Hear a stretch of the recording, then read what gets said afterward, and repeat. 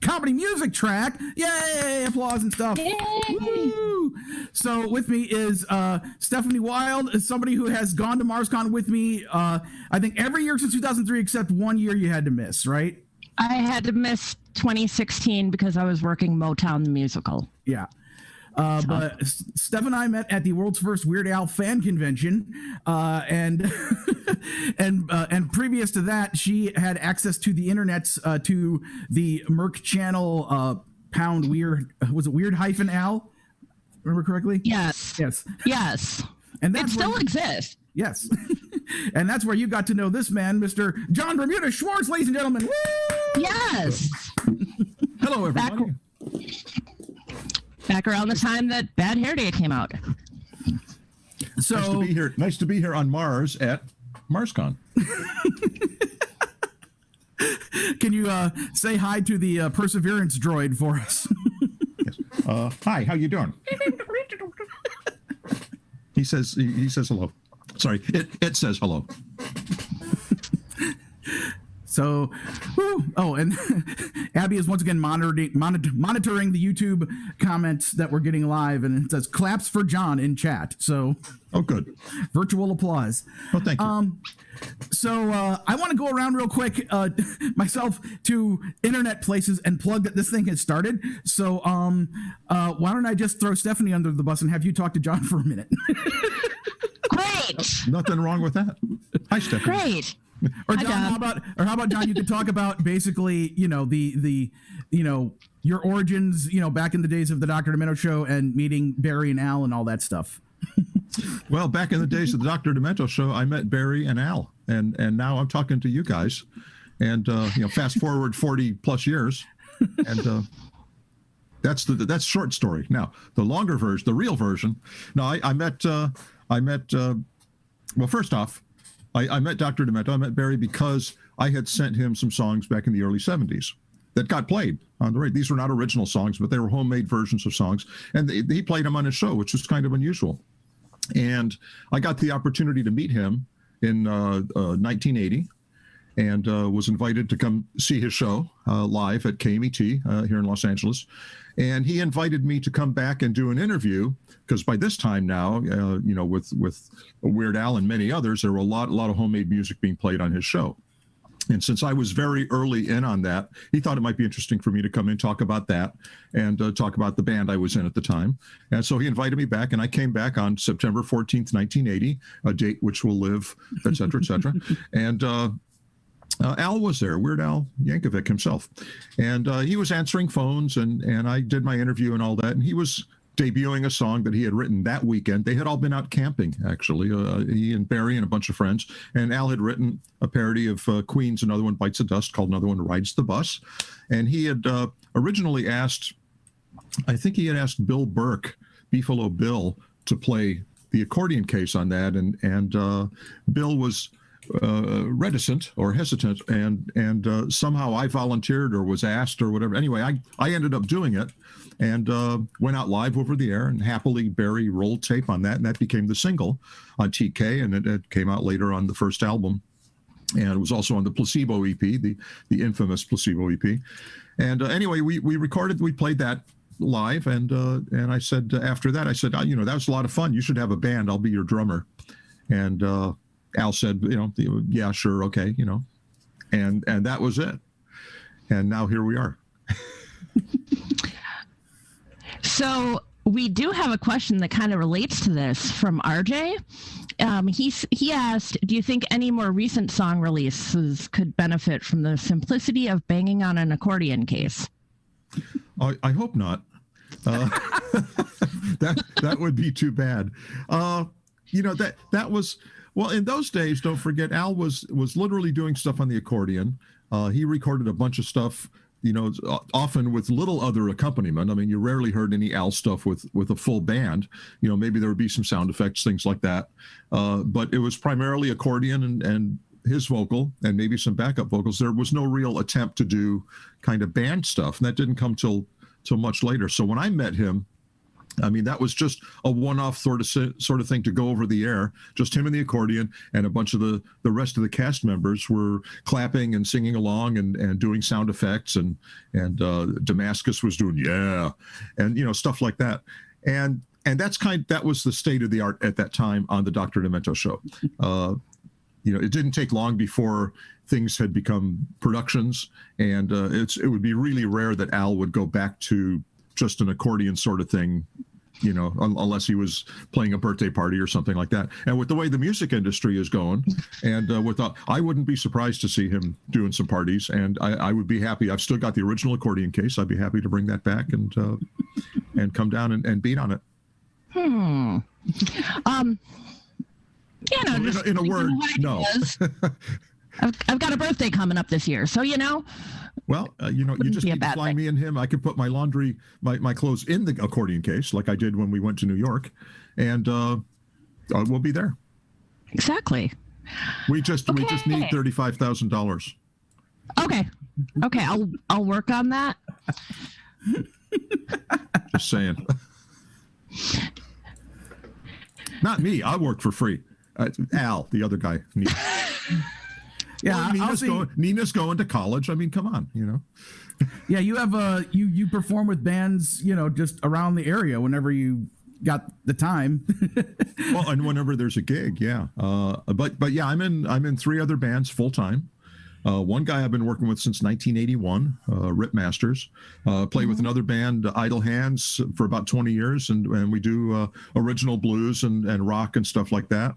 And also another band, Zero G Band. And Zero G is fronted by a lady who's a pilot for United Airlines, hence Zero G, the reference there, zero gravity.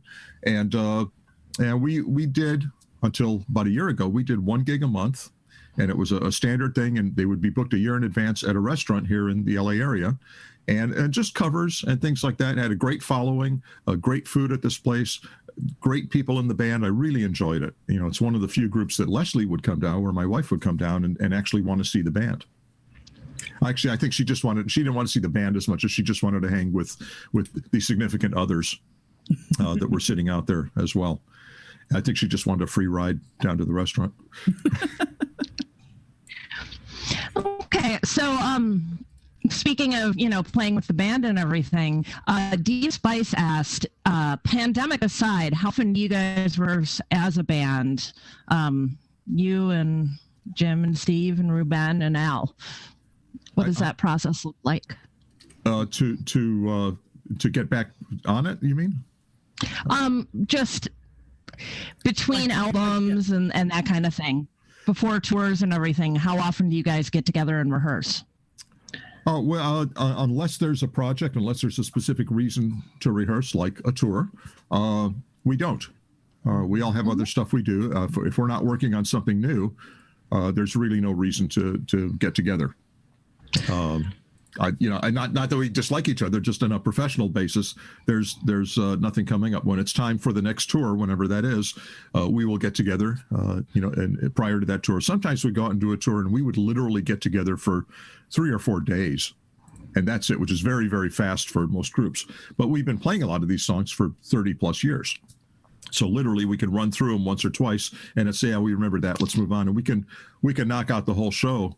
In less than a day. I mean, we get together and we make sure our costumes fit and stuff like that. And then by the last day, we actually get around to running the whole show. If we're lucky, we get to run the whole show.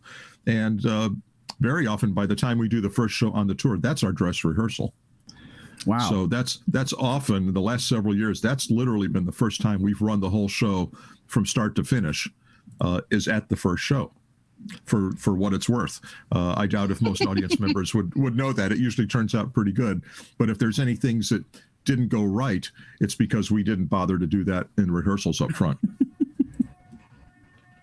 Which lends sort of a cool, quaint, I was there for that kind of feature to that first show, or the first couple of shows. When we did the Strings Attached tour with the orchestra, and it was a different orchestra every night, and the conductors were just learning the show as well. That whole first week, the first 5, maybe 6 shows were some, I don't want to say they were bad shows, but they were interesting shows, because it was just sort of, we were really had to be very focused, and we weren't really sure if something was going to go wrong or what would go wrong. And we didn't have any real terrible things happen, but it was really, for us, it was very kind of nervous till we settled in a little bit. And honestly, there was a different orchestra every night. So we never really knew, our part of the show was the same and well rehearsed, and we knew what we were doing. But we, that we were always a little bit, what might go wrong, and fortunately nothing did. We didn't have any issues, which was great, which speaks well to the professionalism of the conductor who ran the orchestra through the show in the afternoon, and the orchestras, the players in the orchestra who read the music and played and followed the conductor and all that. So, but in terms of rehearsal, we keep it kind of short and sweet, and just what we need to do. And again, 3 or 4 days at the most before most tours. Okay. I want to make sure we talk about your book. I got a new book. You have a book. It's, yes. The Weird Accordion to Al by our friend Nathan Rabin. And he has a sequel. These are my, I haven't read them yet. No, I've read them. Okay. These are really good books. How did you know I had new books? Wow. That's pretty I think cool. everyone does. There's been a pandemic. Oh, I mean, that's true. That's true. I did get another book, however. And do you want the real book or you want another fake book? Another fake book, please. We can keep going. Dear John, emails to a drummer. This is by Kevin McKee. These are all the emails that he and a friend of his, Rob Lenz, and I exchanged over 25 years in a book. So, wow. Let's see, the Merry Christmas, the Bermuda Q from 2008. I mean, these go back 1996. Very cool. Also on Amazon. All right, there is a real book. Wow. I don't have it here, but I have it here. Hey. Oh, we've all got. Steph, where's yours? That's okay. Maybe it could magically float over to me from the bookshelf. Black and white and weird all over. If anyone doesn't know about I think magic just sighed next to me. I can't do it. There we go. This is black and white and weird all over are all of the black and white photos that I always had a camera with me with Al and other people. I always had a camera around. And those are all of the black and white photos that I shot on Al, and it was in a very specific period. It was very early on, 1983 to 86. There's the Ricky video, I Love Rocky Road video. There's us in the studio doing the originals for in 3D. There's the Eat It video is in there. The Living with a Hernia. There's a couple other shots from another session where Al had on a shirt from KZZP in Phoenix. And that's all the chapter is. It's just like 6 or 7 shots of him in this shirt. I shot everything, and some of it makes sense and some of it doesn't. But most of what's in this book has not been seen before because they had never been printed. A couple of them had, but most of them had not been printed. Al hadn't seen them. I hadn't really seen them since I looked at the contact sheets 35 years ago. And I kind of re-stumbled upon them a couple of years ago and thought, these might be pretty cool. There's a lot of photos and nobody's seen these. These might be really, really cool. And I asked Al, first thing I did was to ask Al. I said, I got a bunch of photos that nobody's seen. And can I do something with them? And I don't remember what I asked to do. I certainly didn't really envision a book. But he said, yeah, go ahead. So eventually, it took a couple more years, but eventually the ball got rolling. I went through and had all of those negatives scanned, ran them all by Al. He approved every single one of them. And I submitted those to a publisher that I had been talking with. And it worked out really well. It's 1984 Publishing out of Cleveland. And they publish, their specialty is pop culture coffee table books. Oh, there's Steph's book. Very nice. Yes. All right. Come on, Luke. Get your book up. Oh, no. Hey. There we go. All right, everybody. And by the way, it's on sale. It's 30% off. It has been for about 5 or 6 weeks for some reason. It's 30% off at Amazon and Walmart if you go online at Walmart. I don't know what Amazon's deal is, why they're giving it away like that, but it's a great price. And happily, it doesn't affect the 38 cents I make on each book. They could sell it for whatever they want. So you guys, if you haven't bought a book yet, you might as well save money. Or if you've already bought a book at $35, you can buy another one. It's $24.64 or something like that. And you can, what they call dollar cost average. Then the book becomes about $29.80 a piece instead of $35. And if you buy a bunch at $24.64, the price goes way down per book. I'm just saying, if you like a good value, buy a book. You can eventually get to $27 a book, right? Yes. And then you can stop. When you've worked it out, then you can stop buying books. After you bought 34 or 35 books, you can stop. Is that how that GameStop deal worked? I'm not sure. Very, very, very similar. But you got to do it now. You got to jump on it right now.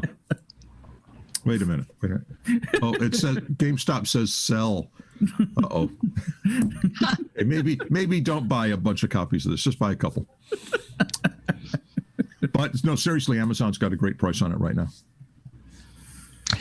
Do you have any pictures from the book that you could show us? Yes. I don't.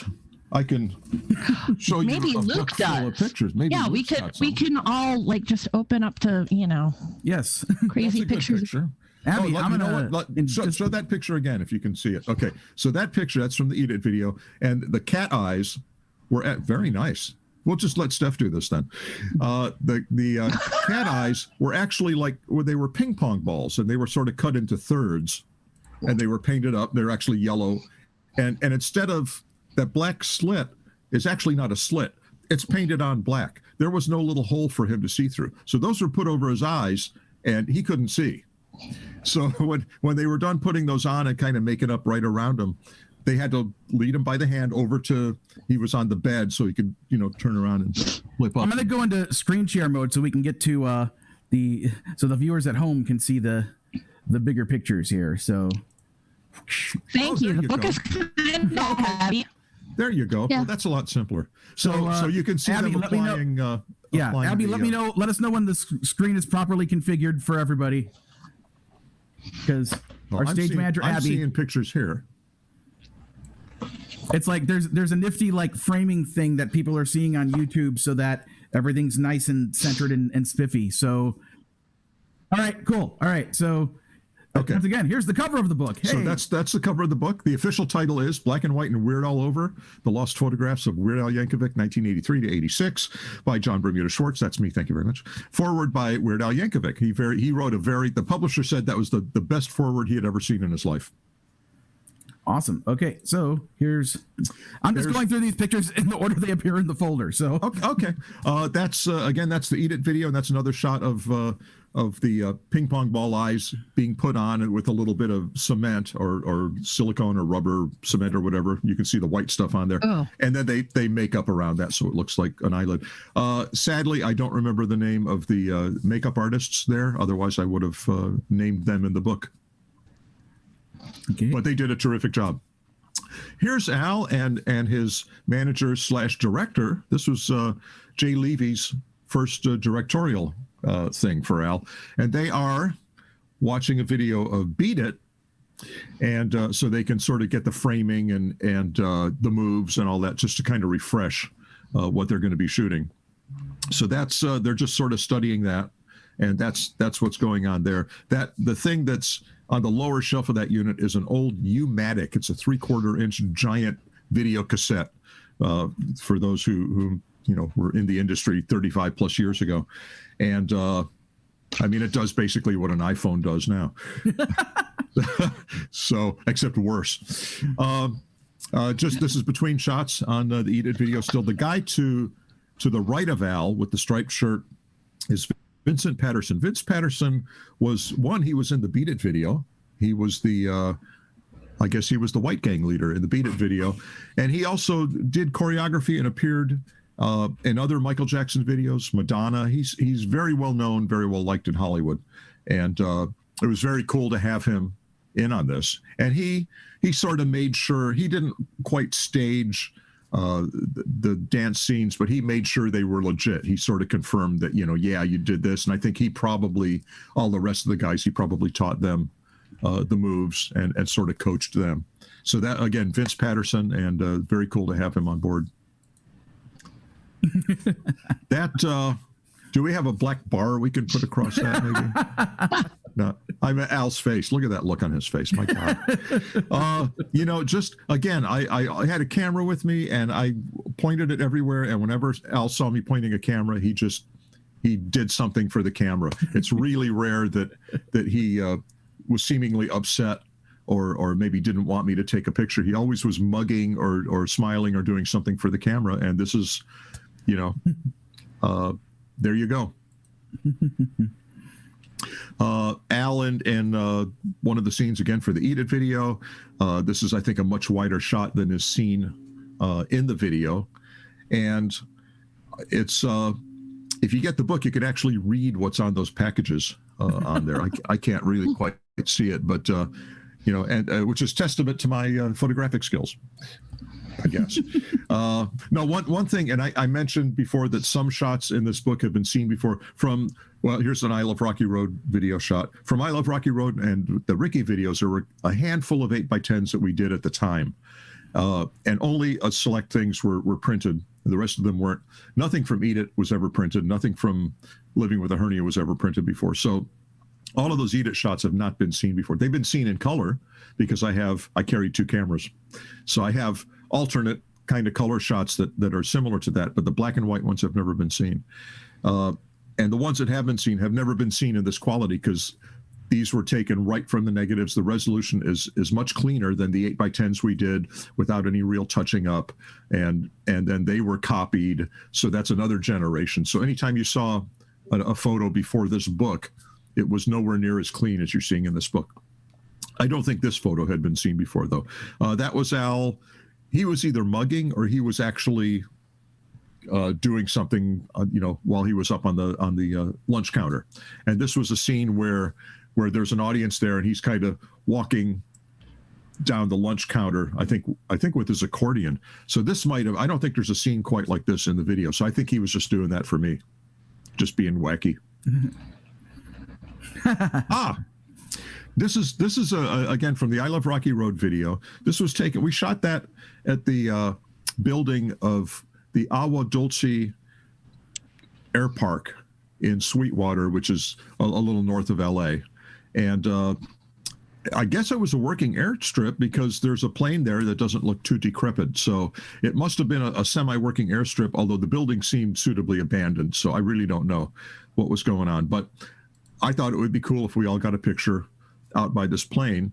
And it's a cool picture for a couple of reasons. One, it's the only picture with everyone in the band in it that looks decent, plus Dr. Demento. So if you've got the book, this is a great picture and it goes across 2 pages, which was my idea, by the way, because it was the kind of picture that, there's a great space. It's a unique picture and there's a great space for everyone to sign the picture if someone finds all of us together and they have a book. It originally started out, and this was the people that put together the book, which is Shane and Desiree Lewis, who work for 1984 Publishing. The only change I had to make was this started out as a smaller photo and was on a page with another photo. I said, that's a pretty cool photo for a couple of reasons. Let's spread that across 2 pages. And that way, that'd be a good photo for us to sign. And I think that's the only change I made. Everything else they did I was very happy with. And they picked all the right photos and they sized them all correctly. And this is a nice photo. If anyone's got the book and they find the 5 of us together, it's a great page for all of us to sign. I love how Dr. D, like just the lighting and the way that everything hits perfect. He has such the perfect early 80s wild radio Wolfman Jack kind of, like that's totally the vibe. It's so great. Well, that was him. Yeah. That's how a lot of the radio personalities were. There's one other thing that's unique about this photo. Now, this is a book of my photos. So you may well ask, what am I doing in the photo? Who took this photo? What, did you have a tripod? You also carry a tripod and a timer? Well, sometimes I did, but not this time. This chapter, the I Love Rocky Road chapter, there are a handful of pictures in there that I'm in. And I really originally didn't want to do that because I really wanted this to stand alone as photos I took. But there were a handful of kind of necessary photos, and this is one of them. This is an important photo to have. And I thought, you know what? I'm just going to have to appear in a photo. I'll figure out who took those photos that day. with my camera. I know it's my camera because I have the negatives. And I figured it out. It didn't take too long. I asked a couple of people. They said, no, probably not me. I thought, yeah, it's, you know. And there was one other person, and that person does not appear in any photos with me. So I'm pretty sure that either one of us was always holding the camera. And that was musical Mike Kiefer. Ah, cool. And so he gets a photo credit in the book as well. He gets a, additional photography by musical Mike Kiefer. So and that's how it happens. I'm in this photo. Yeah, for all the Al fans who may not know this, musical Mike Kiefer was one of the regulars on the Dr. Demento Show, and he is the one who does the manualism hand fart noises that you hear on Eat It and I Love Rocky Road and tons of other Al songs. Okay. Yeah. Another Al up on the counter. And what's cool about these photos is that it differs from just watching the video and saying, oh, I could watch the video and see all these scenes. Well, you don't see the lighting. You don't see, to the left of Al, the cameraman, for example. You don't get to see those things, and that, or maybe they're not framed in the same way. And one thing that's cool about most of these videos is since I wasn't in a lot of the scenes, I was free to just stand back and take a lot of photos. That's how it happens. There's a ton of photos in these. Is I wasn't that busy. I had nothing to do but take photos. And because I'm Al's drummer, nobody there was going to say, will you stop taking photos? Or they just sort of let me do it, thinking maybe that it was okay with Al. And it was. But, I stayed out of everyone's way. But, I was able to do things that nobody else with the camera would have been able to do. And we didn't hire like a set photographer. So there were no professional photos being done. There were just the ones that I took. And I took so many, that some of them, a small, 15% of them, 20% of them were bound to be pretty good. And those are the photos that appear in this book, are the good ones. Oh, hey, look, it's him. Oh, who's that guy? There's me with the camera. That's the actual Minolta SRT 101 camera that I used to shoot. All of the photos that are in this book were shot with that camera. And that's me. That's not an old picture. Musical Mike didn't take that. That's a newer picture. And that's me in my living room. And what are those plaques that look like the real tapes? Those are from Ampex, the tape manufacturer at the time. That was their version of a gold album. That was their way to get their name out on the walls of artists who'd sold a bunch of records and recorded on their tape, which was Ampex was one of the bigger tape manufacturers. There was Scotch, there was Agfa made tape as well. But Ampex was and they also made tape machines too. So we had 5 golden reels, they call them. And it's an actual flange, the actual like part of a reel from a 10.5-inch reel of tape is what those are. And they make a plaque out of it so they won't be left out. So those are kind of cool to have. Those are neat. Boy. Yeah, I am happy. I don't look happy. I know. First off, I think it's important to point out that over my shoulder, you can see a poster that was made for the September 1st, 2019 Strings Attached tour. A bunch of fans and other artists had made posters for all of the gigs that we did, a different poster for every night for that tour, for the 2019 tour. And the very last poster is, and it's a little hard to see there, but they're caricatures of Al and me with my suitcase, him with the accordion, with his patchwork velvet pants, me with the bulb horns and all of that stuff, on the Tomorrow Show, doing another one, Rides the Bus, from April of 1981. And that's awesome. That's pretty cool because obviously most of these posters would have Al in them, as they should.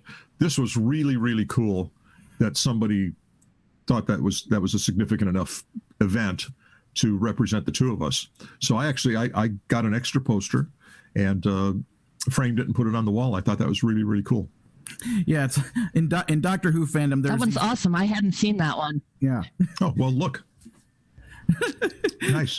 In Doctor Who fandom, there's this thing known as a fixed point in time that even time travel can't like undo certain things because they are just fated to happen. And I kind of feel like September 14th, 1980, like that's a fixed point in time for us. Well, that certainly is in my career, and that's important for Al. I mean, it was not just meeting me, but that really propelled him into a place where everything started to happen after that. By the way, that last photo with me looking stern, I don't know if you can go back to it. Yeah, sure. that's I want to explain. The photo really wasn't about the picture, but I am signing. There was a special edition of Black and White and Weird all over the Lost Photographs. So there was a special edition, and there was a page in the special edition book that had my autograph on it. Well, the reality is I don't sit down and sign 250 books, but what I did do is I sat down and signed all of these pages that got inserted into the book during the manufacturing process. So I signed these ahead of time. So that's me signing the pages. And if you look down kind of in front of me off to the lower right of the picture, you can see that in the middle there's kind of a scrawling. That's because that's where I've signed my name. So that's the cool thing. So that's what I'm doing there. I thought that would be a nice picture to have. Okay. Oh boy, I'm playing drums. I remember playing drums. It's been a year, but I remember that. That was, I don't remember specifically what year. Well, that would have been the Apocalypse tour, judging by the drum head there. And that's me on the drums, I guess. And looking at the friend of mine took that picture, and I'm looking at her, and she took my picture, and it's a neat picture. There aren't very many really good pictures of me, and that's not a really good picture. But I mean, the framing, and she had it tilted, and I'm kind of, at least I'm looking at the camera. I like that photo. So thank you, Tanya. Thank you, Tanya, for taking that. Yeah. I'm going to interject one of the questions here because it ties into this sort of. Who Eclectic Lee Sites wants to know whose idea was the drum solo bit done so often at concerts and eventually on CD, or has that information been lost to the mists of time and vagaries of memory? No, I unfortunately I do remember why that happened. Well, I mean, first, in rock concerts and stuff, that was sort of a common thing, guitar solo, I mean, it wasn't made a big deal out of it, but, in our shows, and I want to say originally in 1983, 1984, all of us, got a little tiny solo spot, and we would do like a legitimate, like fancy solo, and for 8 or 10 or 15 seconds, and the audience go, yay, very nice, thank you. And then in the Stupid tour, Al says, you guys should do stupid solos, just do the opposite of like a real solo. So we all did just like Jim played "Mary Had a Little Lamb" badly with a clinker at the end. And audience went nuts. They loved that. So eventually and I would just do like this stupid solo and just hit each drum one time and then stand up. Yay. And the audience would go nuts. Well, eventually my solo got from like 4 or 5 notes down to 1 note, sometimes not even one. And that's how it was a flam, which I appreciated. Yeah. So one time we played in Hamilton, Ontario one time. There was we played in a venue where the city's orchestra played, and I found a French horn in the back. So I had it kind of standing by. I don't even think I told Al I was going to do this. And he called out drum solo, and spotlight comes on me, and I put on my bandana, my rock and roll bandana, to keep the hair out of my eyes, of course. And I'm ready. And I reach down, I pick up the French horn, and I stand up with it, this French horn. And I know just about enough to be able to, get a blat out of the horn. And I know how to hold the horn and all that. And audience went nuts. It was great. Anyway, I had to leave the French horn there. I couldn't do that again. But anyway, so the drum solo, all of the solos have been sort of goofy ever since, and that's part of the nature of what we do. That's a nice photo. Well, look at us. Look at me and Alfie there. So somebody, a friend of ours, this was in Pittsburgh a couple of years ago, and a friend said, can I take a picture with you and Al? I said, yeah. And this is what she meant. She wanted literally a picture with me and Al. And that was it. She didn't want to be in the photo, and which is rare. It's rare that we, have a picture taken, where it's not part of an album shoot or something like that. That we would have a picture taken together. It's just a nice photo, and it's like, oh, that's very nice. So that's what that photo is. Excuse me, excuse me. Sorry, I was laughing at seeing the next photo, not at you. All right. Okay. Oh, I'd just like to say hi to everyone listening on Demento Radio to us while looking at these pictures. Oh, there's people that can't see this. That's probably good. Oh, well, no. You know what? You guys need to buy the book now. Yes. And you need to figure out whatever I'm talking about, what photo that is in the book. There you go. That's a contest. And if you can do that, I would be amazed. That would be incredible. Anyway, this photo, for those who aren't sure what this is from the Living with a Hernia video. Again, this is a scene you would not have seen the camera person. You wouldn't have seen all this other stuff going on, all these other people. This is the scene where just before the bridge of the song, where Al says, where he goes into the part, you may not be familiar with the different types of hernias that you can get, or whatever. But right before he sort of floats out of the scene, so wait a minute, and he glides out of the scene. Well, he's gliding very smoothly. Anyway, he's on a dolly. He's being pulled out by this guy pulling the dolly, and that's it. So that's how he just kind of nicely moves out of the scene. Again, you would not know that had I not taken a picture and then 34 years later released it. It's been a mystery for 34 years. This is not actually a scene in the video. This is Al just mugging for the camera and playing a conga drum. And there you go. Nice choppers, Al. Nice teeth. Wow. Okay, so I lied. So there is a photo where Al's looking at me going, enough with the camera already. That's the photo. Not many of those. That's like Al's prom photo. It's like no, it's not quite as good as that. Oh, by the way, I spent 16 weeks on the road in 2019. All I got was this mug. Okay, we have Tress MacNeille. Tress appeared as Lucy in the video, the Ricky video, of course, but she was also the voice of Lucy on the song Ricky on our version. And I think it just occurred to Al at the time, this being the first video, and because she sang on it, I think it probably was, maybe we should invite her to do the video, not thinking, she actually kind of looks like Lucy a lot. So I'm not sure what the decision-making process was, but it turned out to be a good decision. And this is them just, this is the everybody rumba, they're rehearsing, I think, here, because they're not completely dressed up. But this is, everybody rumba towards the end. And at that point, then the video goes from black and white into color. Somewhere there is a color version of the entire video. I'm sure it was edited in color, and then the first, first 3 minutes was converted to black and white and then switched over. I have not seen a color version of the video, however. Somewhere there is one. That would be cool to have. That would be nice. This video was recently remade and titled WandaVision. Yeah. Well, yeah. I also wanted to mention a little bit of trivia. Tress MacNeille, the voice of Dot on Animaniacs, as well as many voices on The Simpsons, Futurama, and Disenchanted, and tons of other stuff. So, yeah, super talented. Yeah, Tress and this was before she was very well known. She was still new in Hollywood. She has done a ton of voiceover work.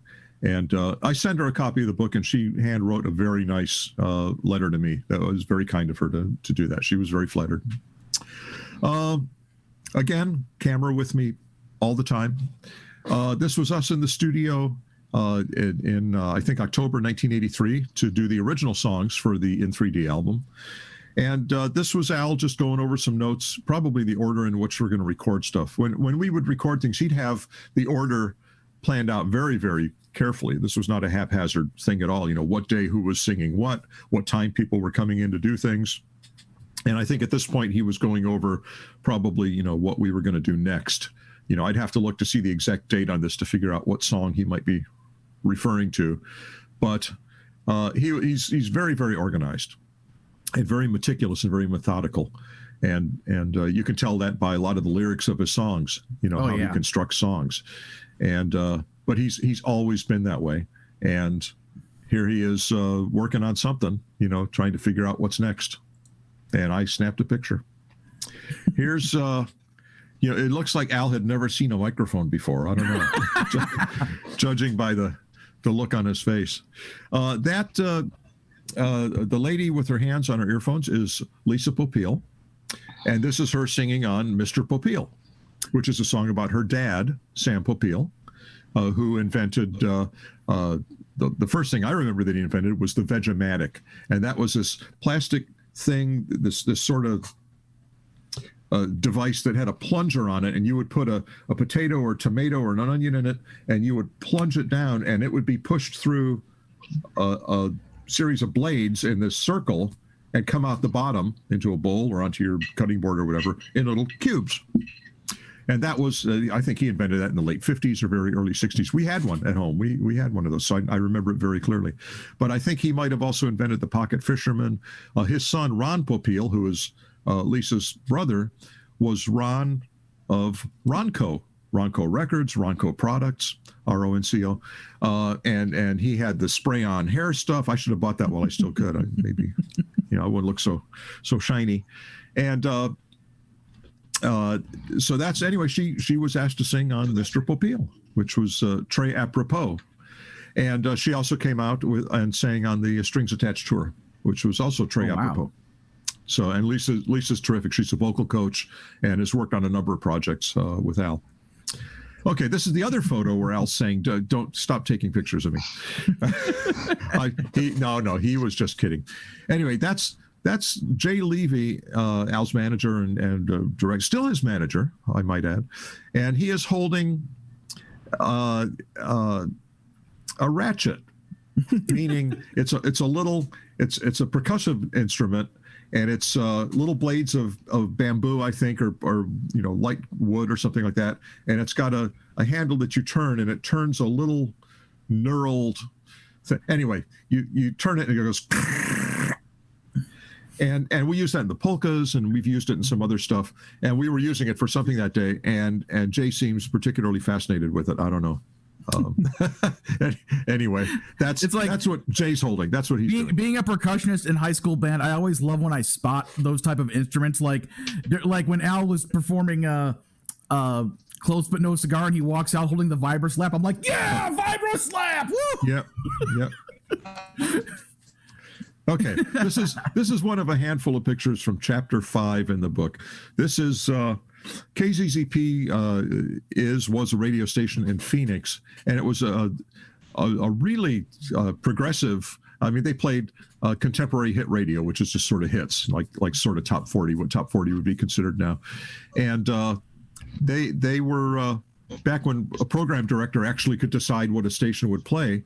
They had a guy named Guy Zapolian, like Napoleon but with a Z, was a program director and had really broken a lot of records, regionally, and had a real good ear for that kind of stuff. So people would look at the KZZP, other stations would look at what KZZP was playing and know, if they're playing it, it's got to be a hit. And then other stations would start playing. So it was a very influential station at the time. One of the people that worked there at that time was a guy named Mark Jonathan Davis.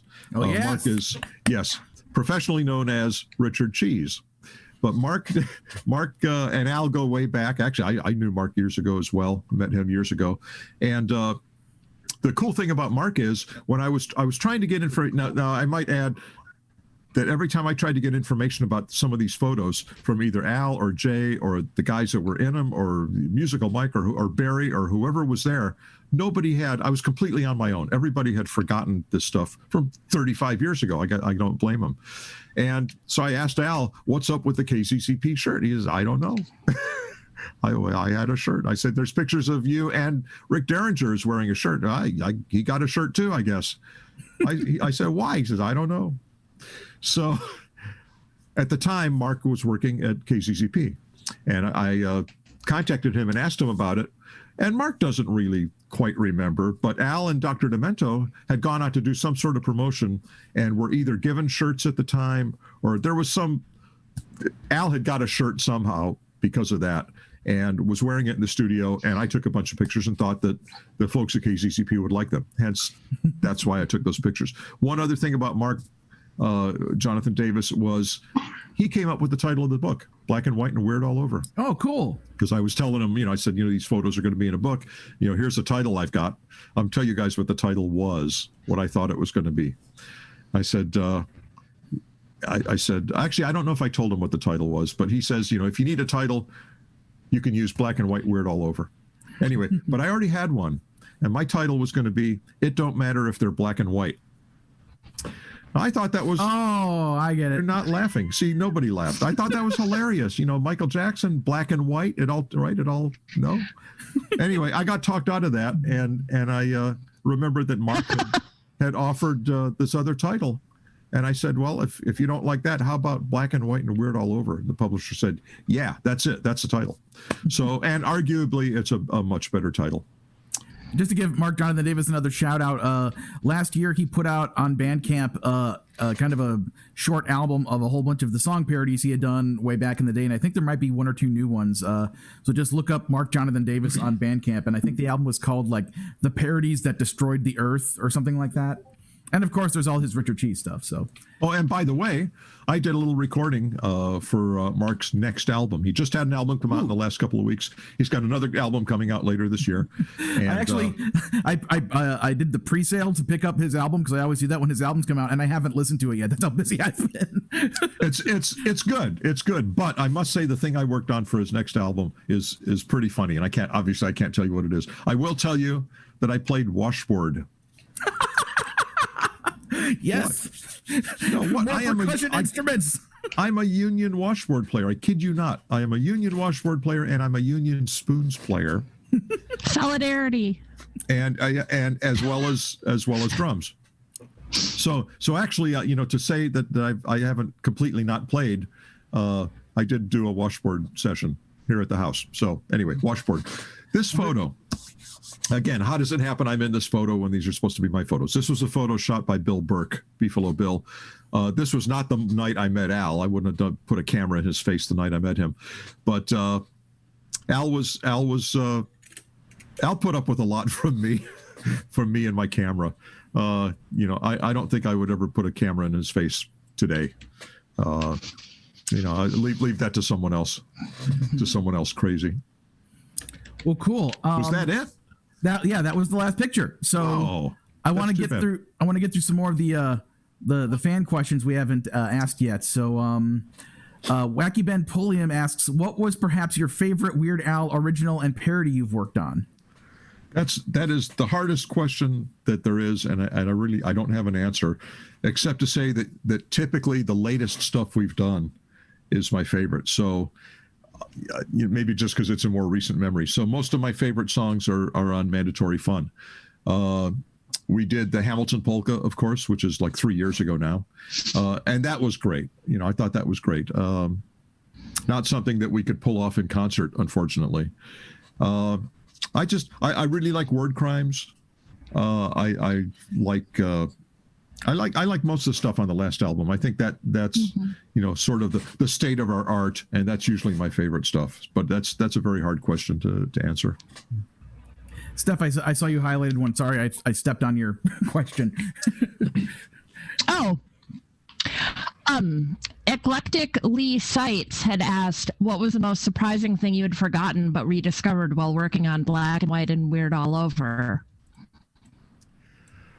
You know what? There was, I don't know if I can find the photo in the book, but if you've got the book, there's a picture in there from I Love Rocky Road. You know what? I'm going to dig it up because it's important. And this was something that I was sort of reminded of. I hadn't completely forgotten it, but there was a scene that did not appear in the video, and I didn't even know if it was shot or not. There were a whole bunch of accordion players, students of Ruth Less, who was in the band Hot Food to Go. And all I remember was, there's that, but I have a color photo, and it's a bunch of them outside, and they're rehearsing something, and I've got a color photo of that as well. But I don't remember them ever being part of the video. I never knew why they were there. And as you just showed that photo, show that again, Steph. I have to find it again. Okay, I've got one. Here we go.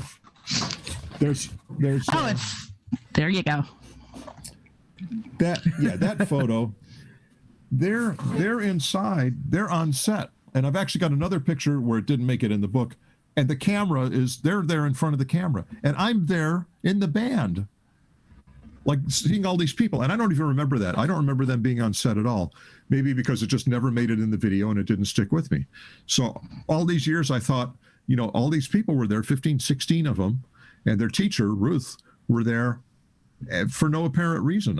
Maybe just to be wacky, or maybe to get a photo op with Al. I don't know. And all of them had their accordions with them. Well, it turns out their scene was shot, scene or scenes, and it just, for whatever reason, timing, or it didn't look good, or they thought of something better or whatever, but they didn't get used. Mm-hmm. But they did actually shoot scenes. And that's rare, especially with Al's sort of storyboarding things, although this was only the second video. But it would be rare that something wasn't completely planned out, that something was shot and not used, or that, something, he would come up with something on the fly, that hadn't already been worked out. But that was in the works, and it never happened. So that was like the most surprising thing was, wow, they actually were on set. And I had never seen that before because my color photos didn't show that. And I didn't see these until I got them all scanned, a little over a year ago. So that's the answer to the question. It's all the kids that you don't see in the video. So Mr. Arthur Brazier asks, what kind of music do you enjoy for personal listening? Favorite artists / genres / albums, etc.?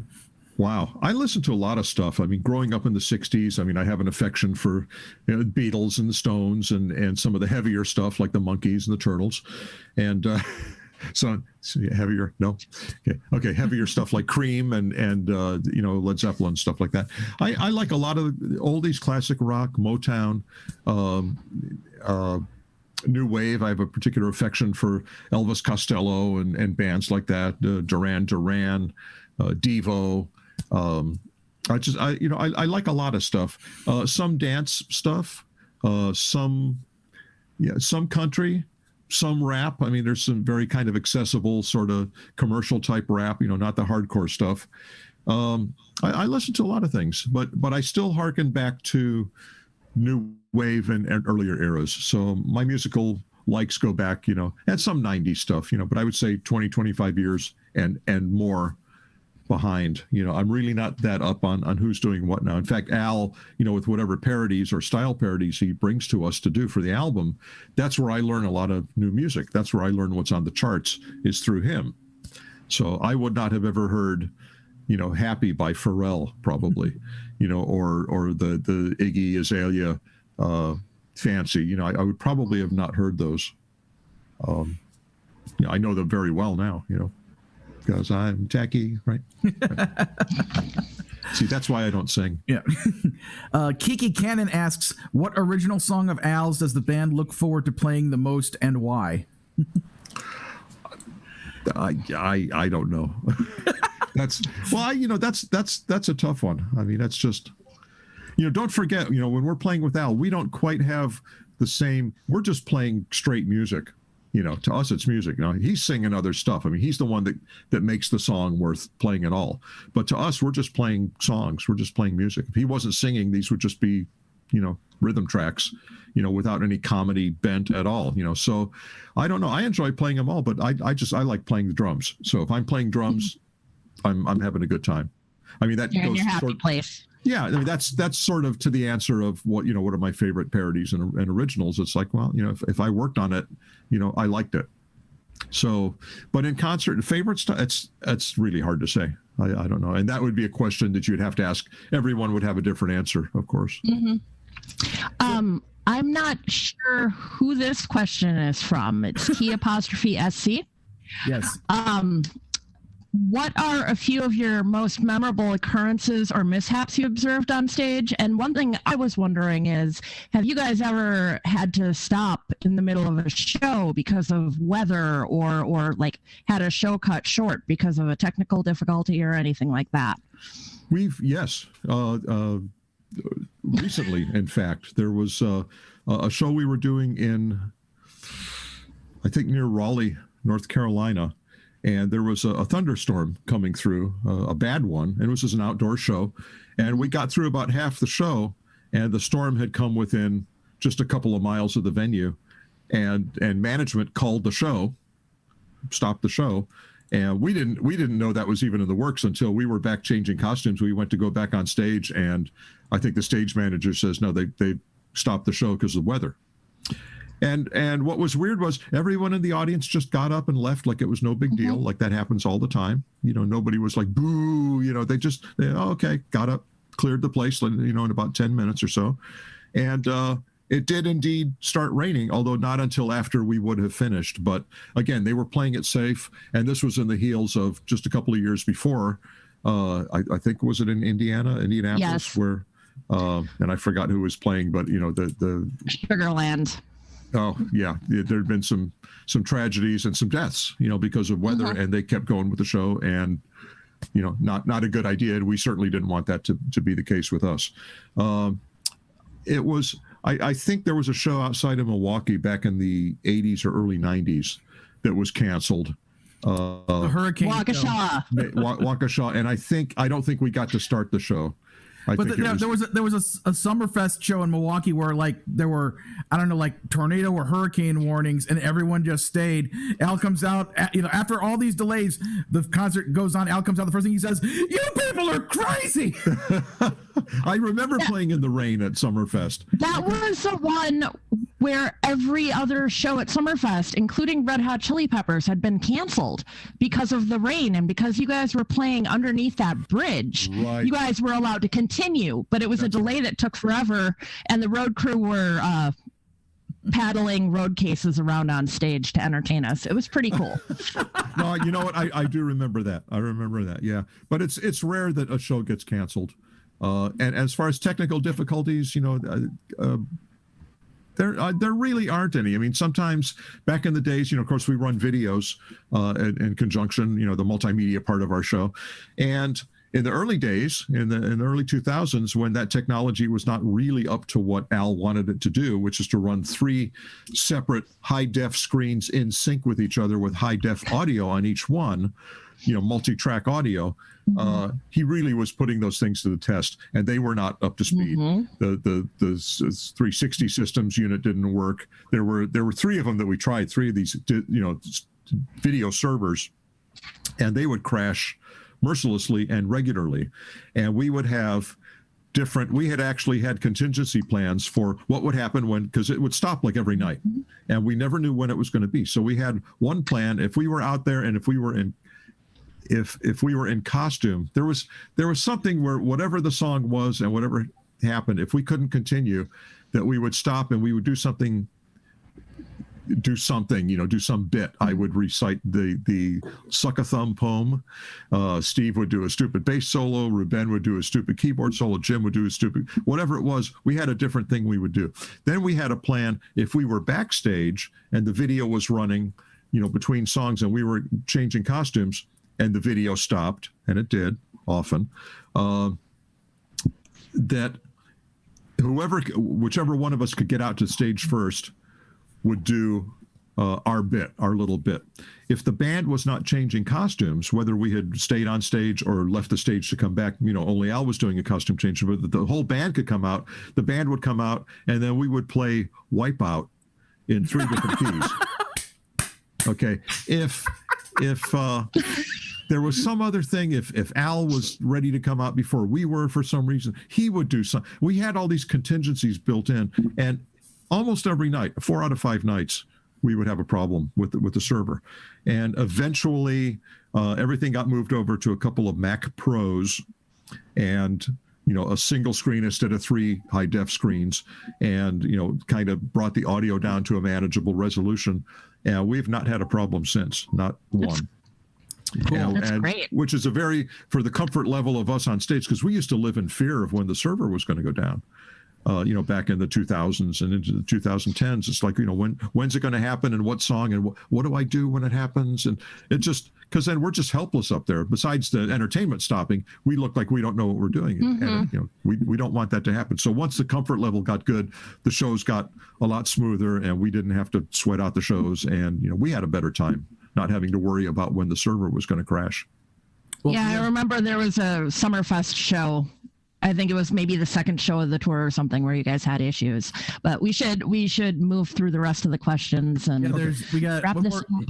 Yeah, one more question from one of our question submitters. Mr. Brett Glass asks this very important question. At every Weird Al show I've seen, you do something awful to the poor keyboard player. Does he get hazard pay for enduring all of this torture? No, he pays Al to be the butt of the joke, so he can have a spotlight on him. Because he wants to be, because otherwise he's in the back, he's the new guy, he's, nobody pays attention to him, and he wants to be in the spotlight. So he will, he doesn't mind that at all. He claims he doesn't like it. He cries all the way to the spotlight about it, but he loves it. He loves the attention. Okay. I wanted to ask real quick, when did you find out that this year's tour would be postponed, and when are you expecting to tour again, and can you share anything about what the format will be? We found out last March, very early on. William Morris booking agency said, you know what, it's nobody's going anywhere for a while. We were going to be on tour right now. We were originally going to tour in January, starting in January, and be out for a little bit. We had a plan for this year. We had a plan for next year, and I can't discuss the format, but we knew what this year was going to be, and we knew what next year was going to be. I mean, we had set lists. We know what we're supposed to do, and but it was canceled literally a year ago. They talked about doing something later this year, and a couple of months ago it was like, that's probably not going to work either. I mean, they had already begun booking dates. It's not going to be till at least next year. I mean, I pretty much guarantee we're not going anywhere this year, which is unfortunate, but I'm hoping that it'll be sometime next year. And as soon as we know, it'll be on weirdal.com and the world will know. Fantastic. Have you had a chance to get vaccinated yet? I haven't. I'm not quite that old. And I'm not in a profession where I am involved with people where I need to be vaccinated. But I think things are moving along pretty quickly. And I think, I will be 65 in August. I'm confident I'll be vaccinated before then. Yeah. I think we all will in the next couple of months. I think so, too. We got a guy in the White House that's really on it, has got a real axe to grind, make sure we all get shots, and I think we will. Okay. Well, I think Luke is eager to do a show. A show? Yes. Yeah, we're cutting into his stage time now. What was this last 62 minutes, 62 minutes then? By the way, did anyone buy my book on Amazon yet? Oh, you need this book right here, which is available. You can go to BermudaSchwartz.com, get the links to pick it up. So, yes, excellent, super awesome book. So thank you for taking the time to be with us, Jon. We'd love to get you out to Minneapolis one year for the in-person convention. Well, not hearing you very well, Luke, but I think you said the check's in the mail. Is that my microphone was about? Oh, okay. He said we'd like to get you out to Minneapolis one of these years for the in-person MarsCon convention. I would love to do that. One of these years I will. I'll do it. Okay. Cool. And thank you, Stephanie, so much. You're my bestie. I love you. Yay for helping. You're welcome. Thank you for inviting me to help out with this. It was fun. Thanks. But I'm sure you want to do a show now, Luke. Kind of, maybe, yeah, sort of. Go do your show. Now I'm gonna go to the chat and let all the people in that have been waiting. I play a little guitar. I heard you play a little French horn. I have a little accordion. Oh, nice. Very nice. We can have you should have a band. I'll be your drummer. Right. We'll just do backup for you. Years. Yeah. I haven't. No, it's okay. It's Cornflake. Hello.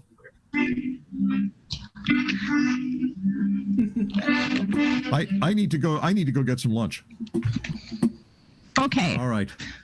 Thanks, everybody. Thanks so much. Take care. All right. Oh, can you tilt the camera up soon. just a teeny bit?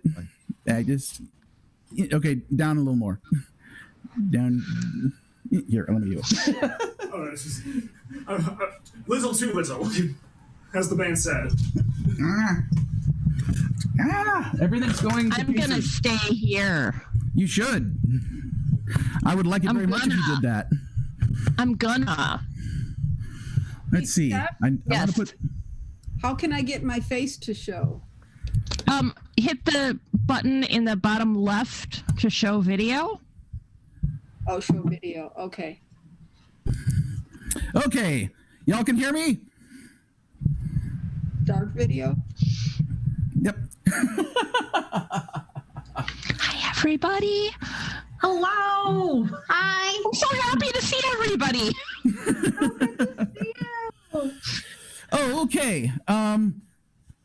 So I want to say, hey everyone, it's time for my concert. I'm the Great Luke Ski. How y'all doing? In our audience right now, we have just from our previous thingy is Stephanie Wild. Yay! And there's Carrie Dalby. Yay! And there's Cornflake and Cal and Nick. Yay! And there's Pete and Momski. Woo! And Garrett is standing right there. Yay! I'm off screen. All right. Well, we want to keep things going. So this first song is my sound check. So when one chooses to walk the way of the Mandalore, you are both hunter and prey. How can one be a coward if one chooses this way of life? This is the way. yeah, I'm gonna save the life of this small round Yoda. Gonna fly how we lie low. I'm gonna save the life of this small round Yoda. Gonna fly a long time ago. I am a Mandalorian named Din Djarin. Can have been chagrin and a show off skin to sin. Brief got me a job, clients got the fob. He been in the Empire slowing Skid Row like a slob. Now said we'll pay you with best scar, sir. I'll update my armor. Got help from an Ugnaught farmer. I'm not a blurred charmer. IG sorta crashed and laser guns a blasting. Bomb just like a scud, a disposable assassin. Gunfire like crazy, found the asset maybe. 50 years old, wait, he's an actual baby. Gonna have to pay the piper. I'm a foundling swiper, flying through the space that's hyper. And I'll change his diaper. Yeah, I'm gonna save the life of this small round Yoda. Gonna fly, fight a space rhino. I'm gonna save the life of this small round Yoda. Gonna fly, wave his hand so low. Created soon, Cara Dune fought her when I flipped in. Blasters at our heads, shouters watching, sipping Lipton. Why do people love me? I'm the X in this equation. What if Boba Fett had lived up to his reputation? Moff Gideon better step on back. I got a flamethrower, gauntlet, and fly jetpack. So if you try to kidnap my small round Yoda, I can bring you in warmer, I can bring you in cold. Save the life of the small round Yoda. Gonna fly someplace I don't know. I dedicate my life to the small round Yoda. Gonna fly. Do I hear a banjo? Take care of this, everyone. Maybe it'll take care of you. It's not a toy. Crunchy frog. Thank you. You're saying I just turned it. Cool. All right. So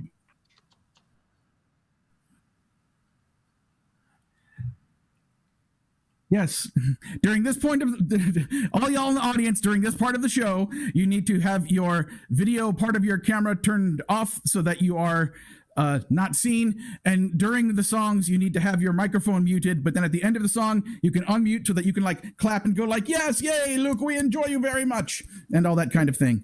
Your microphone is very peaky. A lot of people are saying crack or crackly or yeah. Garrett just turned it down for me, so it should be better now.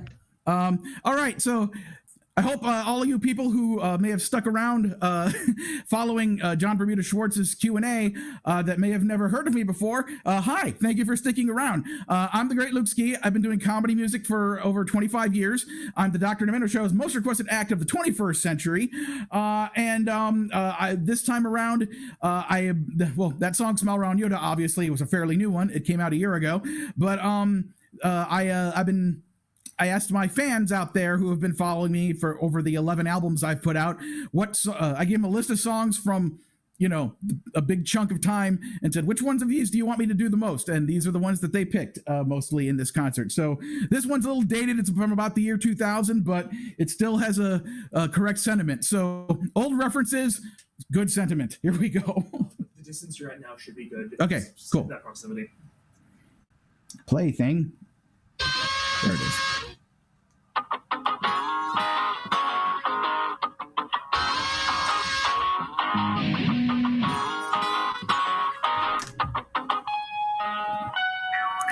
Well, I'm packing up my swag and I'ma head outside where real women call me dork, then gag and go hide. I take a ride to Toys R Us, bust on in, buy a Mace Windu and a Qui-Gon Jinn. Yeah, I'm a kid at heart just like Anakin, a loony bin I am in with Ken Harley Quinn. Got a pin with a motto saying Xena for Prez, then spend my pay on dispensers of Pez. Go hang out at the cons and Renaissance Fest, watching anime chicks with inflatable breasts. You might be a Trekkie? Ha! Sit back and watch as the Uber geek goes and kicks it up a notch. Turn to the letter F in your dictionary and add this word to your vocabulary. Take a look, cause I'm a real McCoy. Damn it, Jim, I'm not a doctor, I'm just the definition of a fanboy, baby.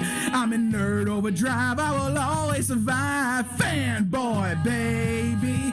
Feel so alive watching Babylon 5. Fanboy, baby. Making best friends with a robot bender. Fanboy, baby. I never give up and I never surrender. The truth is out there. Scully, you can't handle the truth. I got this funny little gadget when I open my fridge. It goes like Kirk's on the bridge. Bill Gates was cool, but now he just sucks. I play Doom and Quake on Microsoft. Get a map to the tomb and find Lara Croft. And if the pixel's right, then I'm a raider. Lie and let Sony play 2K. Know why they call me a fanboy, baby. Spend my time wanting 7 and 9. Fanboy, baby. Won't stop till all the Pokemon are mine. Fanboy, baby. Oh, so what, you think you know the Force better than I do?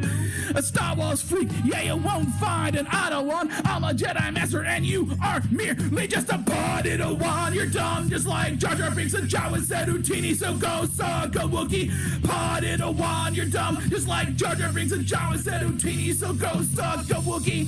Padawan, you're dumb just like Jar Jar Binks and Jawa said Houdini. Yeah! Kid Spock quoting all the tracks. Got a mind more powerful than Professor X. Drink a case of Jolt Cola down like mother's milk and sing a song that makes you say, what in the filk? Patrolling steak vampires just like Buffy. Roll the dice, win the fights with the knights who say knee. MST 3000 until midnight, and then I pimp my lips red for street transvestite. King Doofus spaz like Jerry Lewis. My comic book collector's whiter than the Suez. Fun like Sailor Moon is, suave like Doctor Who is. I like they might be giants and Moxie Fruvis. RPG and D&D. Kevin Smith's making a film about me. I ain't no jock, I'm just a regular jerk. All-American Zero, the ultimate Urkel. Girls would ignore me and give me no credit, but now I tell them all to suck my radio edit. And when I die at the hour 11, I'll shout to my Father in heaven. 27, I'm a fanboy. I'm in nerd overdrive, I will always survive. Feel so alive watching Babylon 5. Spend my time wanting 7 and 9. Won't stop till all the Pokemon are mine. Yeah. Making best friends with a robot bender. Never give up, never surrender.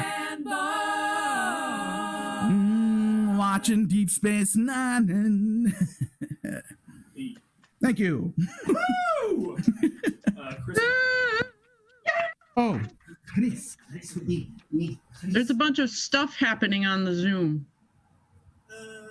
Admit. Oh, there. Chris wants to come and be in the audience, and also Jared Ringgold said turn up your instrumental and down your mic. At least up the instrumental, there, for sure. Turn up the instrumental. Yeah, the balance is. I just let Chris in. I put admit Okay. The mating call of the Messalesta, yes. I approve your Pokemon clips, by the way. All right, so myself and Kyle Carrozza, who will be forming just a little bit later here, we host a podcast called Kyle Luke Talk About Tunes. So we talk about cartoons a whole lot, and I think the following that I and he have amassed since we started doing that podcast in 2013 might be the reason why this song really shot up in popularity on the Luke Ski Top 50 list over at my website. So I'm performing it now, and this is kind of an educational thing for all you people who grew up in the 90s, 2000s, or 2010s who just didn't experience this part of animation history. So, and if for the Weird Al fans, guess what? It's time for a polka! Yay! Wow. And the one and the two and the yabba dabba doo.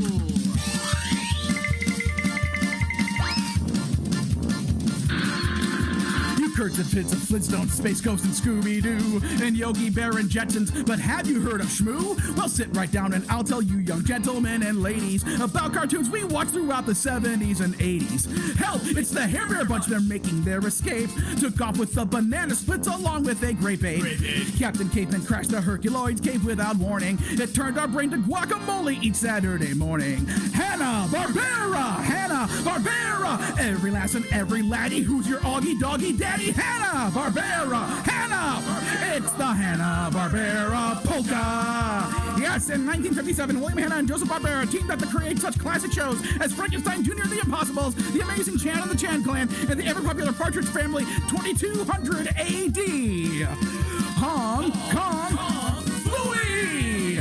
Dastardly and Muttley were both nasty flying aces. Meanwhile, Mitch Pit Stop and the Dukes were all in wacky races. Wheelie and the Chopper Bunch, Hell's Angels just for kids. Speed Buggy was a witness when Devlin hit the skids.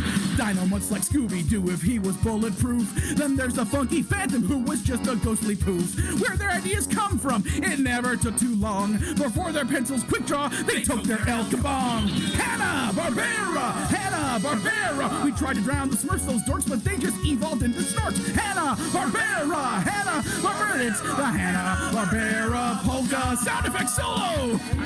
Zoinks! Jinkies! Boo-boo! Bam! Bam! Bam! Bam! Bam! Yacky Doodle! Squiddly Diddly! Pixie! Pixie! Up and Adam, Addy, Yippee! Yappy! Yahoo! Need folks to solve a mystery, we're ne'er in short supply, with one tiny exception being anti-private eye. This called the Clue Club, maybe Jabber Jaw could do the trick. A fish musician sounds like Curly stealing Rodney shtick.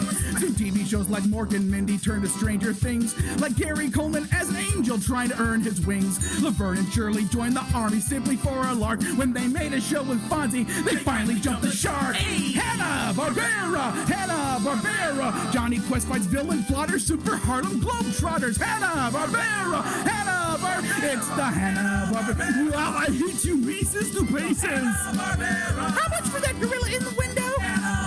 Captain Caveman! Wake up, Mudley, you're dreaming again. Meanwhile, at the Hall of Justice, Wonder Twin powers activate. Did you get that thing I sent you? Pac-Man! Puppy power, shut up! Haven't seen Murgatroyd, will this ever end? Exit stage left.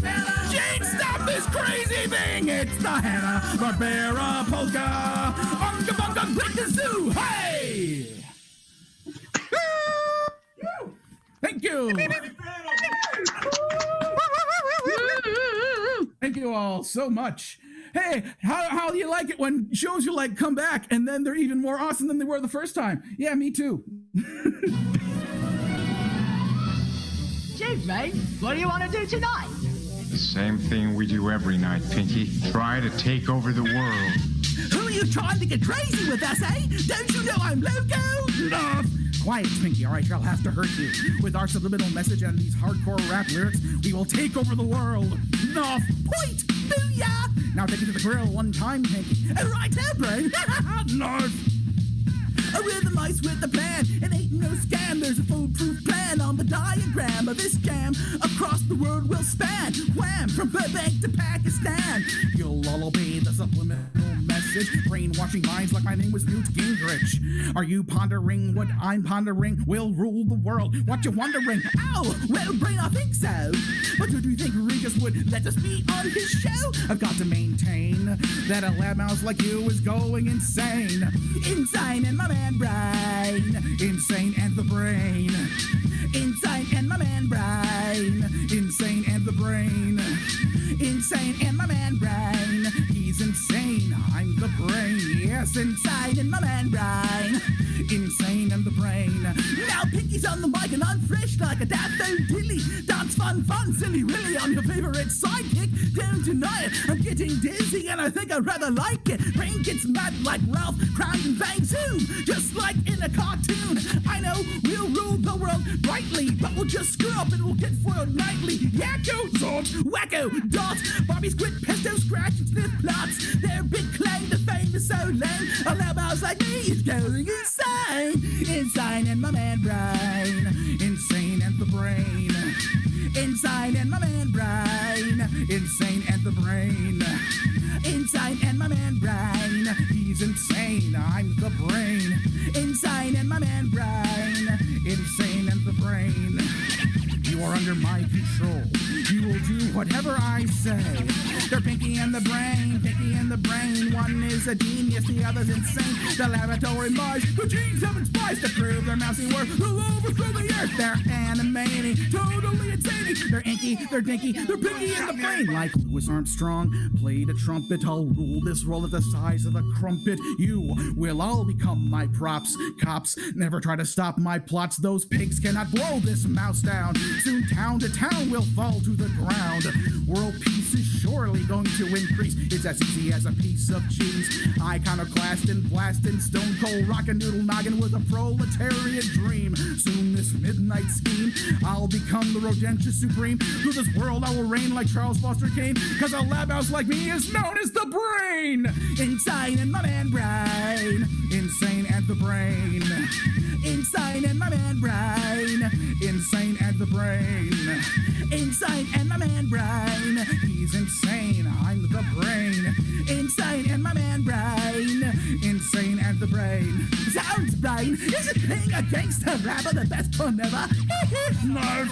Pinky, we've done our job too well. Our hip-hop jam is so funky, it's completely diluted the subliminal message. Come, we must return to our cage so I can think of a new plan for tomorrow night. What, Ray? What are we going to do tomorrow night? We do every night, Pinky. Try to take over the world. They're Pinky and the brain. Narf! Woo! Thank you! Woo! Yeah! Woo! Woo? Woo! Woot? That's what I said. Woo. Woo? I added the t, you know. Backwards is woo. So, what time is it? Okay. Is it Monday? Nope. I'm trying to save some time here. Here we go. Hey there. Do you like transvestites? Yeah. Do you like fishnets? Do you like Tipper Gore? No, good, because you won't find her here. This is the Rocky Horror Picture Show. And for you, it's only $5. Step right in. Thanks. Say no more, virgin. Now pull down your pants. Hello. Hi. My name's Brad Majors. This is my fiancée, Jasmine Weiss. I was wondering if you might help us. You're wet. Yes, it's raining. I think perhaps you'd better come inside. Welcome to the Rocky Horror Picture Show. Say hello to the freaks and whores and get popped, you cherry virgin groupie. Okay, stop the movie. Read my lips about an asshole who's known as Brad, the most uptight juggalo the Denton ever had. And Janet, she's got a broomstick handle sticking up a butt. we call a slut. Chucky narrates a story, someone near a castle. You know what that means? Then what you tell ya, asshole? Handyman, different domestic magenta said, heck, we'll help. Chuck, where's your neck? Guess what? We're all having a party, so take a chance and see Columbia do a little folk dancing. Take your clothes off, there's no need to worry. Oh wait, who's that in the lift? It's Tim Curry! Welcome to the Rocky Horror. You're in for a fright. Come to see Rocky Horror, baby. It will be alright. Welcome to the Rocky Horror, baby. Meet a transvestite. Come to see Rocky Horror, baby. Each Saturday night. Come to the Rocky Horror, baby. What kind of place is this? It's probably some kind of hunting lodge for rich weirdos. Frank hit the scene like a fairy, Fred Astaire. He made a monster who sports golden underwear. He was a 10 and turned blonde by the name of Rocky. That's no if you be acting on your first day out. Sorry, look at Eddie. He thinks that he can kick it. I'ma have to take that meatloaf and pick it. Soon it was bedtime. It's sorta like deja vu. Frank not only did Janet, he did Brad too. Rocky froze Luke, looking for a skank. He touched Janet in the fish tank. If you down shout word to Richard O'Brien, Brad says great Scott, then the TV goes a flying. I represent Riff Raff. Magenta's my sis. We're coming out of Southwest. Denton, bitch. Dinner, sure. The whole cast eats at 8, except Eddie though, cause he's sitting on your plate. With a bad crowd. Who you talking to? Another planet Schmidt? Janet, damn it! Ah, fuck! Welcome to the Rocky Horror. You'll have a good laugh. Come to see Rocky Horror, baby. Chilling with Riff Raff. To see Rocky Horror, baby. Columbia cry. Come to see Rocky Horror, baby. When Eddie got fried. Welcome to the Rocky Horror, baby. Look, I'm cold and frightened. I'm just plain scared. All right, everybody. There's time nothing to dance. to worry about. It's just a jump to the left. Then take a step way over to the right. Put your hands on your hips. Then bring your knees until they're very tight. Then it's the pelvic thrust. It really drives you inside. Hey, let's do the time warp. Slam a can of go do the time warp again. Luke skis down with this new ad-lib production. The super fan Sal Piro, what about him? Nothing. Frank's at the stage. He gave each a feather bow. And together they performed the floor show. Rick and Magenta had enough, so they pulled a switch. Well, poor Frankie go home. I know. Just took the freak out and flew the castle home. Run along, stupid bitch. You can't use the phone. Don't let the door hit ya where Frankfurter did ya, bitch. Thank you. My ICP parody from 1999 from my album Carpe Dementia, which you can get at lukeski.bandcamp.com for all your Luke Ski comedy music needs. What's Luke plugging now? Thank you, Chris. All right, got one more song, and this song is actually kind of a cover. It's a cover, but also a parody, but not really a parody. It's more of an update. But the point is, I love funny music, and this song really expresses that well in this genre. Plaything. Somewhere in your audio player.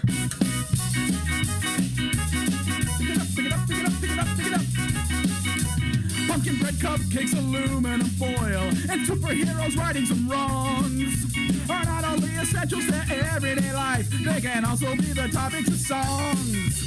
Geeky girls, Pac-Man, and Twitter, and goats, and eagles saving spouse in distress. If funny music has taught me anything yet, it's that song ideas are limitless, cause everything's a song.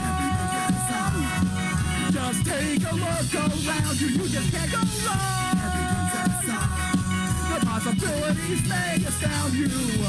Shia LaBeouf, puffy vest, Hufflepuffs, a man who fights Arcade Lagoon, and sleepwalking zombies all out on your lawn, and Scrooge McDuck who's up on the moon.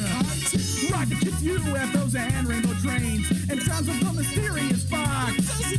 Pokemon, T-Rexes, corn beef and cabbage, and rockin' trees and trees and rock, cause everything's a song. take a look around you, just can't go wrong. The possibilities may astound you. Not every song needs to be about love, but the industry don't want you to know. There's songs in your bakery, songs in your womb, and every single place that you go. Some say every song's already been written, but open your eyes and take a gaze. Oh my gosh, there's an entire dog, and we noticed a frog. And songs that illustrate all the ways that everything's a song. Just take a look around and you just can't go wrong. The possibilities may astound you, cause everything is awesome. Everything is cool when you're part of a team. You just can't go wrong. As long as you can stick to a rhyme scheme, everything's awesome.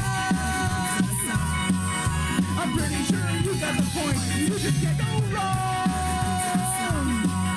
I'm telling everyone in the joint that funny music is super rad, super rad. Carrie Dolby is super rad. Now I'm in this too.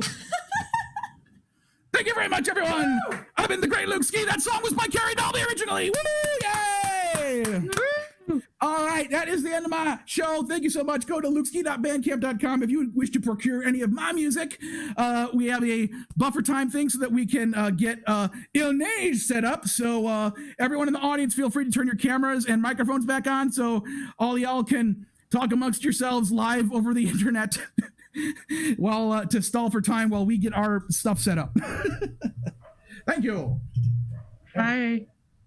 Good show. I like that song. Thank you. Chris is doing that thing again. I think he's frozen. No, it's cold. Not.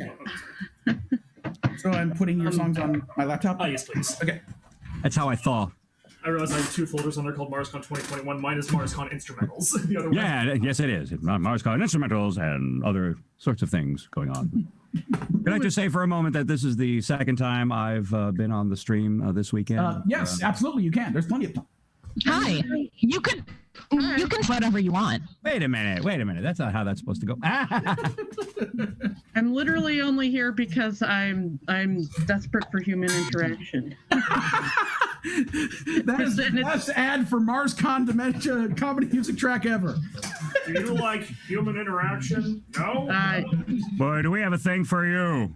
Yes, Wildcard noticed my background. I legitimately want to visit Four Seasons Total Landscaping next time I'm in Pittsburgh, which I haven't been in like 20 years. Wait, that's in Pittsburgh. Oh my God. Philadelphia. I'm sorry, I said it. It's in Philadelphia. Okay, in Philadelphia. Not again. Add my map. I said the wrong P relating city in Pennsylvania. Oh God, we're being broadcast right now, guys. Yes, we are. Really? Yeah. I didn't realize that. I'm just sitting here shoving raspberries in my face. That's what they're for. Hi, Internet! Oh, hey, Steph is really loud. Okay. This is one of the few That's benefits of doing this virtually. A lot more animals than in person. This is Vader. Tall has come today. Oh, Nick, say words so that you take words. Wait, it doesn't matter because that only matters for those of us on Zoom. Look, there's a dog. How much of a dog? An entire one.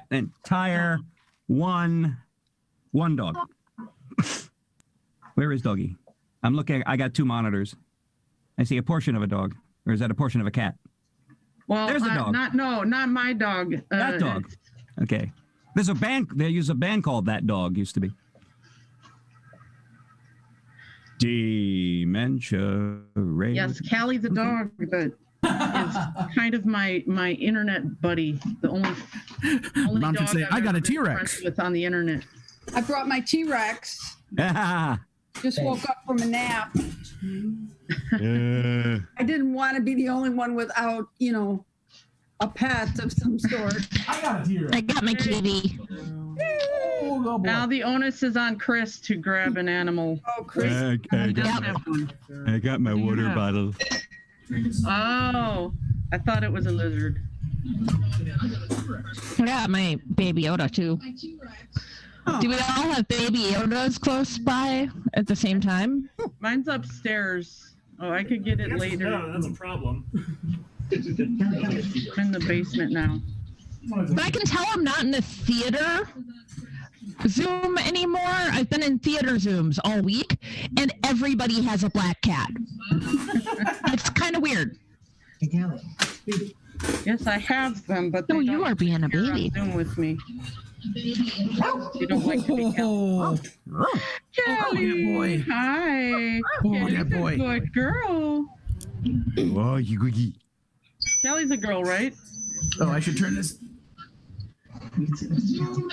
I don't know that Kelly's a good dog. I know that much. It's kind of weird.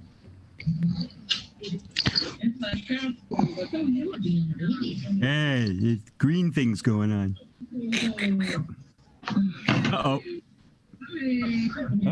Have anything there it else goes. interesting to show off? Green things have entered my skin. There we go. Green things have entered my skin.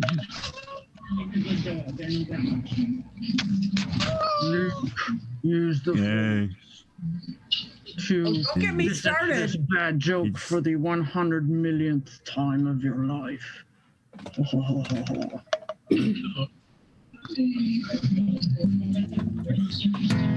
Religion and politics often make some people lose their perspective and give way to ranting and raving and carrying on like emotional children. They either refuse to discuss it with reason. Hey, keep going. Oh. Okay. I just realized we're supposed to come up with the entertainment without Luke's help right now. They either refuse to discuss it with reason or else they prefer argumentum ad hominem, which is a hell of a way to conduct a discussion. Well, anyhow, not long ago I was talking about the elections and how the campaigns were ignoring the issues and sticking instead to invective and personal crap that had nothing to do with substantive problems of running a government, which is all true as you know if you follow the speeches and so-called debates of the candidates. Anyhow, one of the guys I was talking with said not a word in the whole conversation, except at the end when he suddenly chuckled and said we were awful and we did. And why didn't we go live in Russia or China if that was the way we all hated the United States of America? Next thing you know, the whole blooming discussion was more like a brawl, and the evidence flew thick and fast, and the noise was incredible. Someone said something, and I think he said, I couldn't be sure. It was also confusing. Well, anyhow, I was attempting to get it all back on a rational level. I tried, for example, to talk to the one who had started it all, and I asked him just what did he mean we were awful of? Was he making a statement? The fact is he knew it, and where was his documentation to back up his claim? I think Socrates would have been proud of him. I refuted his argument, that is, I tried to refute it, but all he could offer by way of rebuttal was more the same about how we were awful of and why we go live in Russia or China if that was the way we all hated the United States of America. Next thing you know, the whole blooming discussion. I said that part already, never mind.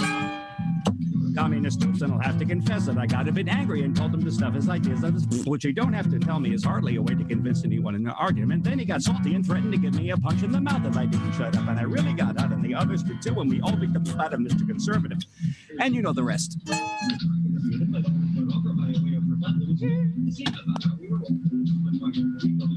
So yeah, the video is almost frozen on YouTube, but yeah, it is, isn't it? We have a theory that if those of us don't need to have our screens on, turn our screens off, that it might work better. So I have a theory. We could probably keep the audio going. But if Steph and Carol can turn your videos off, and we'll see if YouTube stops being shitty or not. Oops, there was another swear in the Saturday thing. Don't need to have our screens on, turn. I can hear my own voice back. Wow. That was tricky, Carrie. How'd you do that? It's a time thing, man. It is. It's a weird time thing. Okay, well, they say they can still hear us. So we just need to be entertaining in an audio format. Yeah, what you can't hear is that the dog just took my seat on the couch. Somebody say something entertaining. I will fill in with a little tap dancing. Okay. How's it like that? Thank you. Now, on my YouTube screen, and now I'm going to find out if it's still buffering horribly or not. Oh, now it's better. Yay. We fixed the thing. Yes. Yes, there's a sound. I'm doing all right. Can you hear that? Is this the whole audio needs to go to Zoom thing again? Or needs to go to the computer or something? Find out if it's still buffering.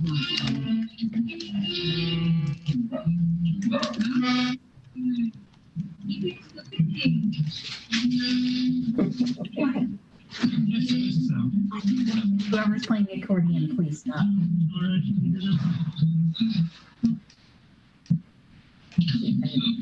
It's just the whole audio needs to go to Zoom thing again, or needs to go to the computer or something. Thingy.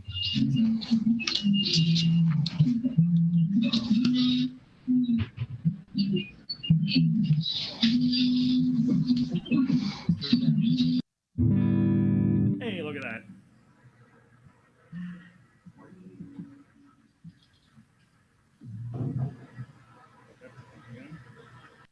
Check 1 2. Check 1 2. How's that for audio? I can.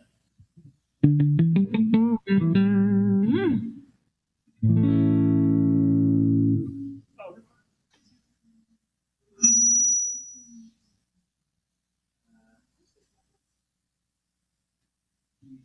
The thing's speeding back like crazy. I mean, would you be able? There'd be no visuals, but would you be able to run? Wait. Oh, now that's working. What the heck? Check 1 2. Oh, they blinking. Okay.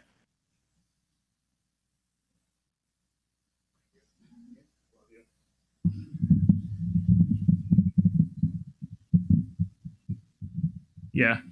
Or just inflict audio violence on everybody listening. Little bit of the old audio violence.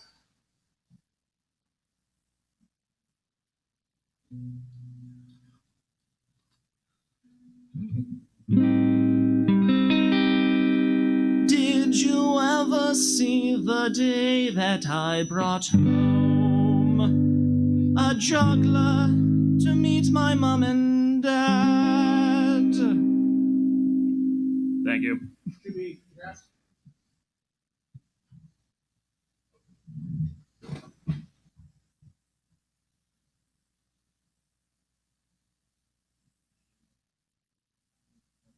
Can you make me president? Why don't the kangaroos talk? Oh, it's a Tony thing. Never mind. There we go.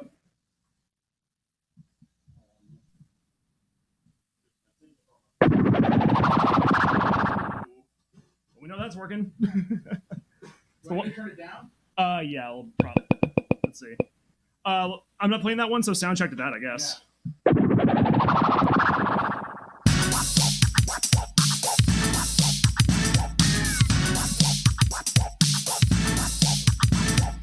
Yo, it's the Green Machine, gonna rock the town without being seen. Have you ever seen a turtle get down? Slamming, jamming to the new swing sound, yeah. Now everybody let's move. Vanilla is here with a new jack groove, gonna rock and roll the place with the power of the Ninja Turtle bass. Iceman, you know I'm not playing. Demonstrate the show what the turtles are saying. Ninja, ninja, rap, ninja, ninja, rap, ninja, ninja, rap. Go ninja, go ninja, go! Go ninja, go ninja, go! Go ninja, go ninja, go! Go ninja, go ninja, go! Go, go! That's good, isn't it? How another second verse. So choose! How did that sound? The whiteness is yeah. How was that? That good?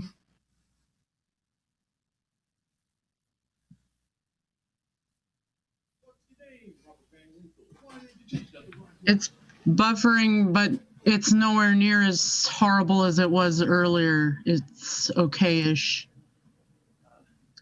Good enough for government work.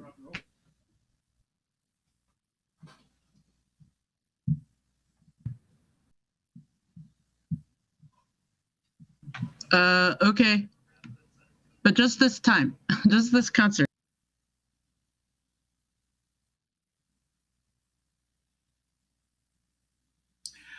everyone. It is just about time for the show to start. Ilnage is over there getting some water. And just to remind you all, coming up after Ilnage will be TV's Kyle and Linzilla. Woo!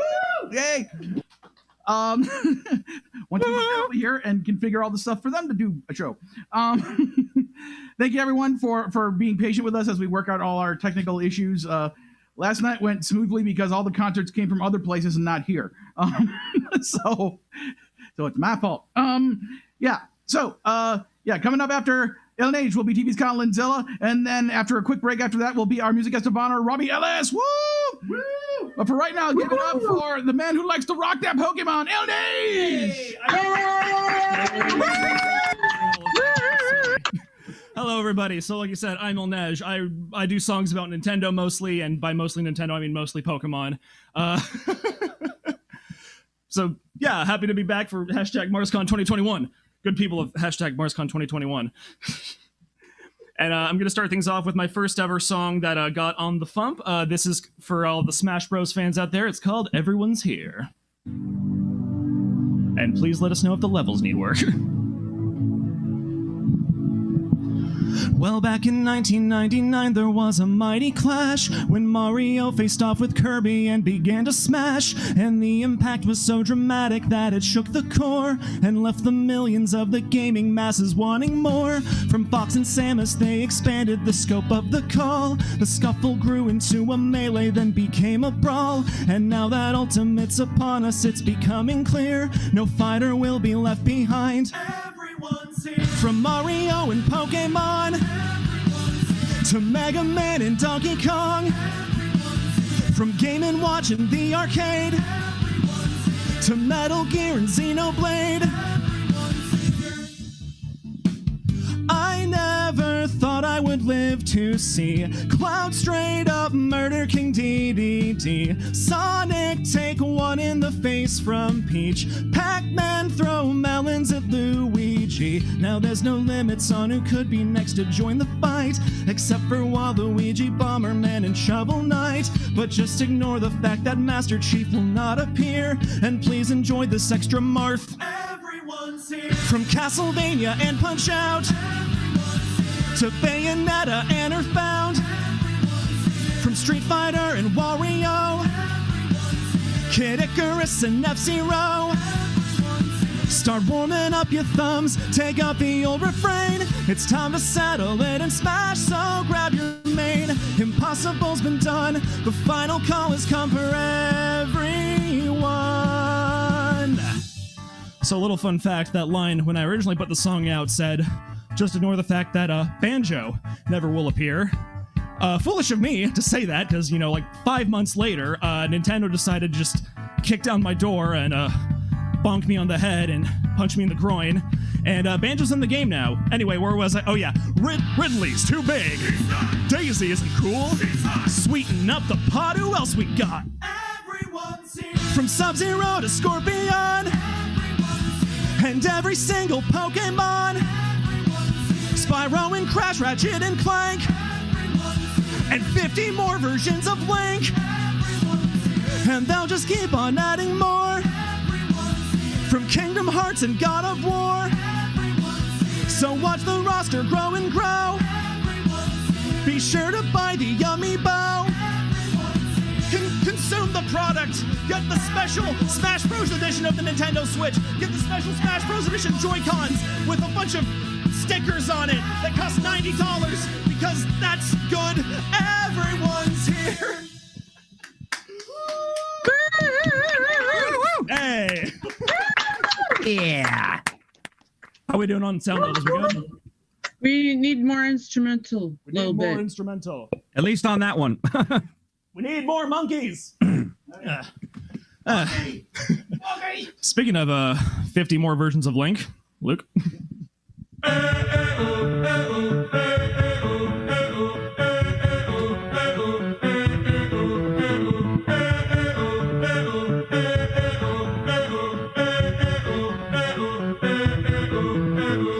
I was young and I loved The Legend of Zelda. Any game with that name was already sold. I just couldn't get enough. But now I'm grown and I fear maybe something might be off. I turn the dark to light, but it almost feels like nothing changed at all. I traveled back in time, and it almost feels like I've seen this before. Another horde of levers, Octoroks and Moblins. Another by the numbers entry in the legend. Formulas at the cost of experimentation that become more redundant with each iteration. I should be exploring a world full of brand new things to see. Not a game I had to pay for twice just to play it in HD. Skyward Sword HD telling me to switch this summer. I brought the wind to life, but the colors change. The story still feels dull. I journeyed through twilight, and the princess was the same one as before. They keep it all the same and claim that it's a classic, but I cannot complain, at least they changed the graphics.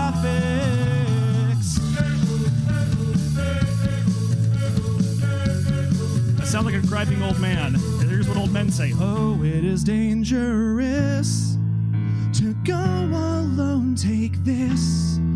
Oh, it is dangerous to go alone, take this. After 30 years of this, I'd get down on my knees and beg for a final fight against a boss that is not a giant pig. I fell out of the sky, and it almost feels like I found something more, but in between the lines, it's the same game I played 20 years ago. Oh, how am I gonna be an optimist about this? How am I gonna liberate another princess till the end of time? I'll be waiting for this series to evolve.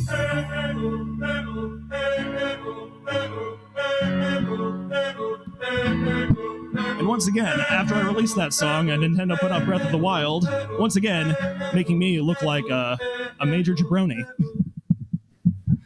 All right.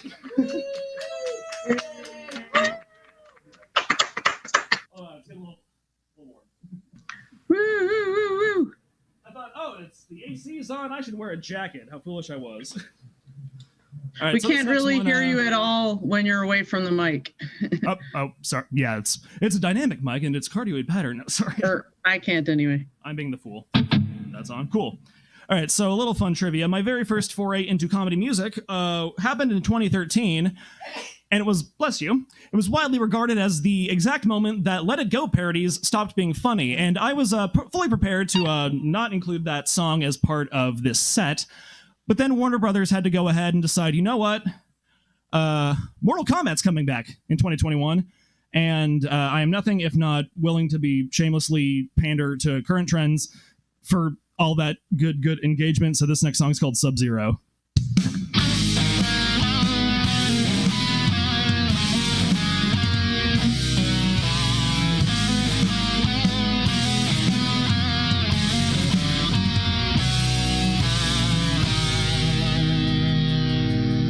My soul burns wide on the hellscape tonight, not a virtue to be seen.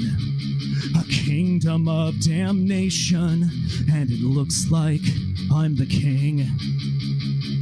The Shirai Ryu clan is buried in the ground, and to this revenge I am honor-bound. He killed my wife, he killed my son, now I'm going to kill Bai-Han for what the Lin Kuei did to me. You'll see. Sub-Zero, Sub-Zero, Hanzo's Hasashi is gone. Sub-Zero, Sub-Zero, My name is Scorpion. I don't care who gets in my way. Vengeance will be mine. Get over here and feel my fatality. I'm running out of patience.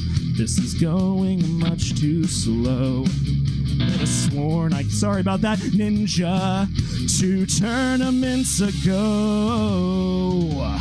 Come here and see what I can do. I'll beat the cold piss out of you. Take off my mask and bring the heat. Toasty.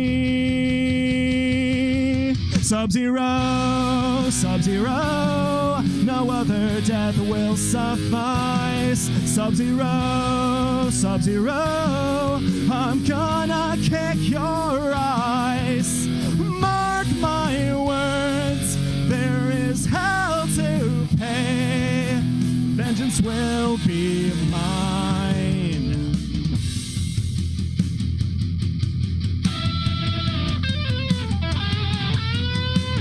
A chain flies from my hand and penetrates your spine.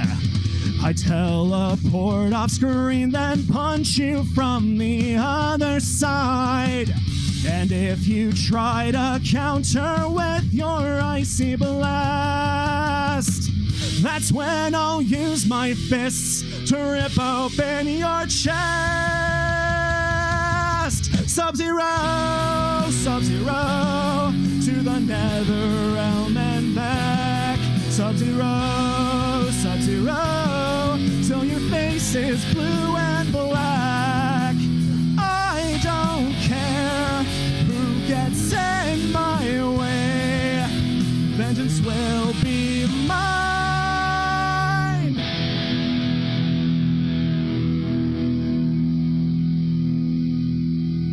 Got a sneaking suspicion the guitar might be a little too loud.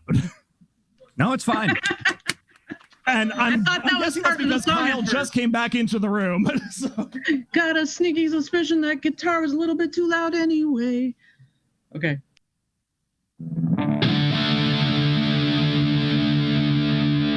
Yes.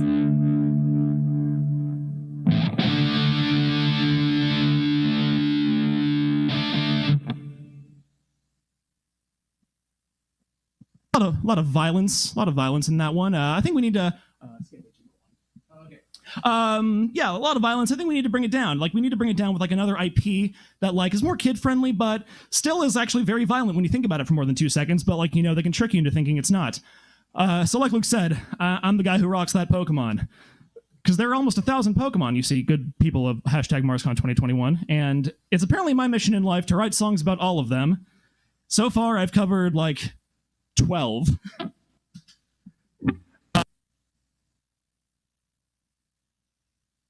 Hello? There, geez. This is a very old microphone. I got it in high school. Yeah, so this next one is a tribute to one of the, let's just face it, one of the best Pokemon out there. Cute little frog with a plant on his back. His name is Bulbasaur.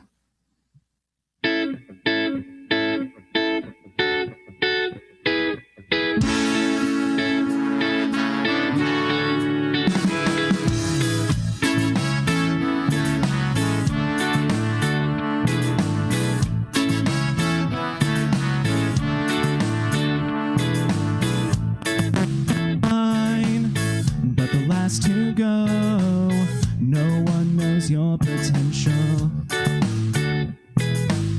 Left on the vine, and it's there you grow, beyond the cold rejection. Now are you feeling overlooked? Are you feeling left behind? It doesn't mean you're out of luck, only that it's not your time. When the winds of worry start blowing you round, be like the Bulbasaur, close to the ground. When the winds are kicking up, knocking you down, be like the Bulbasaur, close to the ground.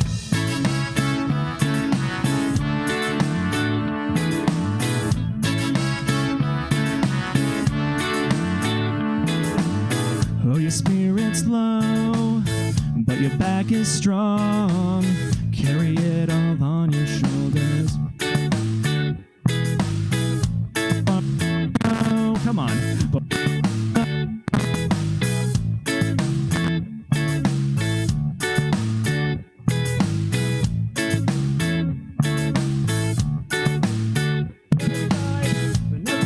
Seed of doubt grow to leave you paralyzed when the winds of worry start blowing you round. Be like the Bulbasaur close to the ground when the winds are kicking up, knocking you down. Be like the Bulbasaur close to the ground.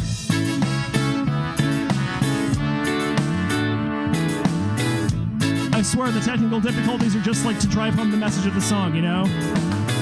Now I want to just take a quick moment because, you know, I know it's just like me up here, but I'm not actually alone because coming to you live from the space between dimensions, it's my invisible horn section. Give it up late for the ladies. Woo! Yeah, that's right. I said ladies. There's Margaret, there's Abigail, there's Beatrice, there's Gwen. All of them. When the winds of worry start blowing you round, be like the Bulbasaur close to the ground. When the winds are kicking up, knocking you down, be like the Bulbasaur close to the ground.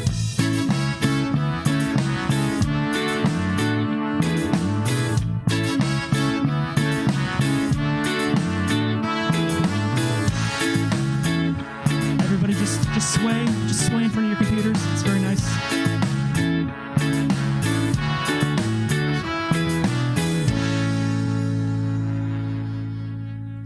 Woo! Baba! Nice save, you guys that are helping. Thank you, Gary. Donata. All right. What's that? What's that? Ladies of the Invisible Horn section? You want to do the new one? I know better than to disrespect your wishes. I've learned the hard way. All right, so this next one coming soon to my YouTube channel, but apparently you heard here first because I had some trouble getting the video finished. This is another Pokemon song. It's another ska song. I didn't realize I had this many in me. It's about another overlooked, underappreciated underdog of a Pokemon. It's a useless little fish called Magikarp.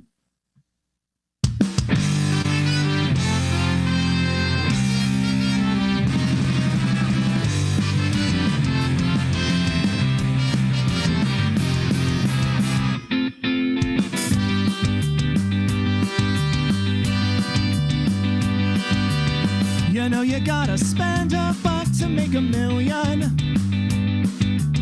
You wanna reach the sky, gotta start on the ground. So let me see you jump, let me see you fail, let me see you try, let me see you fail. Fall on your face now, coming up, pick up the pace now. 1, 2, 3, 4.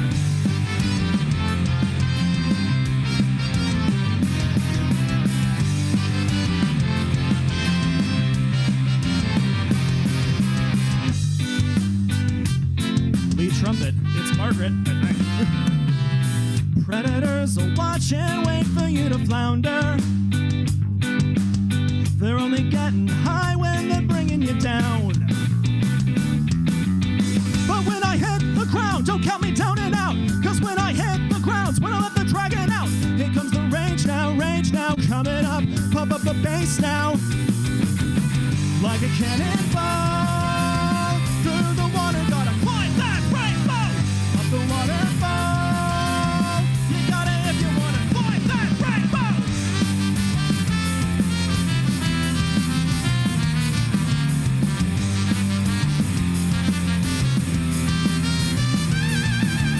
Waves, you gotta crash. Gates, you gotta smash. Water is better when the Magikarp splash. Waves, you gonna crash. Gates, you gotta smash. Water is better when the Magikarp splash. Waves, you gonna crash. Gates, you gotta smash. Water is better when the Magikarp splash. Waves, you gonna crash. Gates, you gotta smash. The water, the better. Now 1, 2, 3, 4. Like a cannonball.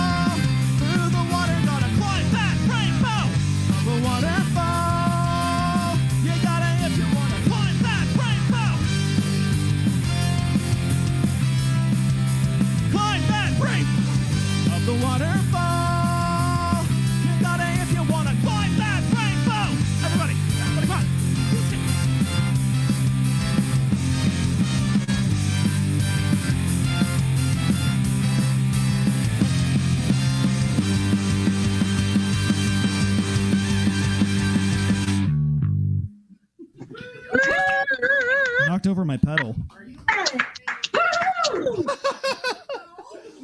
Are you building an interrogatory? No.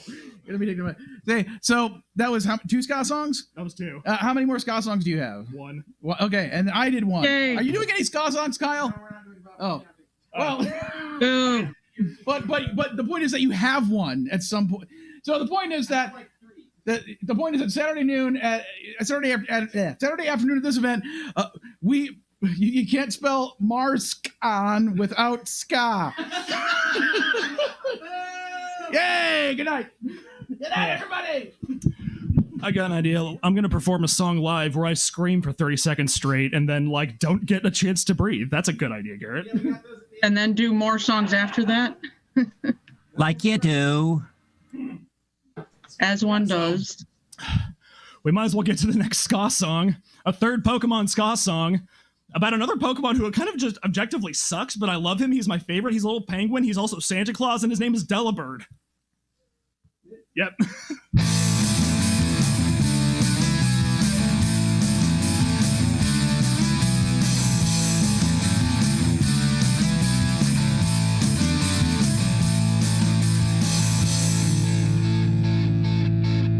There's a Pokemon that I think is underrated, and the time has come that the subject was debated. He'll bring you a present from his tail like a sack, and if you're feeling lucky, it just might be an attack. Why doesn't anybody like Delibird, an unlucky victim of a bad circumstance? I think that everyone would like Delibird if they'd only offer him a chance. Flying mixed with ice is an awful combination, so I can sympathize with the level of frustration. But if I could be so bold as to state a simple fact, he's just like Articuno, only smaller and with hands. Why doesn't anybody like Delibird, an unlucky victim of a bad circumstance? I think that everyone would like Delibird, just watch as I offer him a chance. Alright, Delibird, hit him with present! You healed him.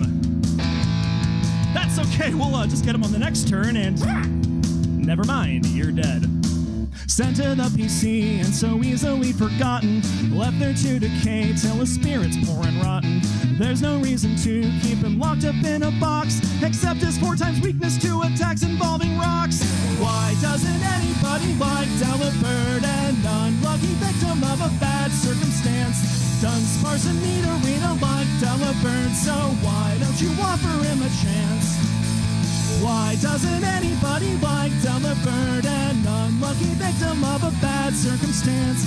I think that everyone would like Delibird if they all could only see him dance. When in doubt, just stank, just do it.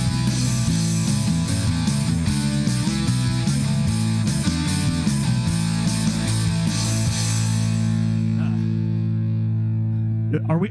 Is that the 4th wave of ska? Is it finally here? Yay! Oh boy. Moisture, moisture, moisture, moisture, moisture. I forgot about the moisture. Much like iPhones, just get the 10th wave. Okay. I got one more left. I'm just giving myself a second because I keep forgetting to do that because, you know, breathing is like a thing you're supposed to do. Oxygen. Breathing. Don't forget, this is MarsCon. Blood cells, oxygenation, transporting things to the lungs. All right, we're just gonna take a moment. So last year, you know, we were doing this in Minneapolis, like, you know, the good and proper way, and this was right before the lockdown started. And but, you know, as insane as this year has been, I don't know if it quite compares to a horrible disappointment that occurred just a few months before the lockdown. Happened in December of 2019. It was called Star Wars Episode 9, The Rise of Skywalker. No. I just want to. I want to take everybody. The Star Wars fandom. It's so difficult just to exist in it right now. So I just want to take everybody back to a more golden time. in 2015, was it? When things were simpler, when, you know, we thought like, oh, what amazing new visions of, you know, this universe does Mr. Abrams have for us? Who is this amazing new villain he has for us? This broody boy with his mask. Who is this Mr. Darkseid?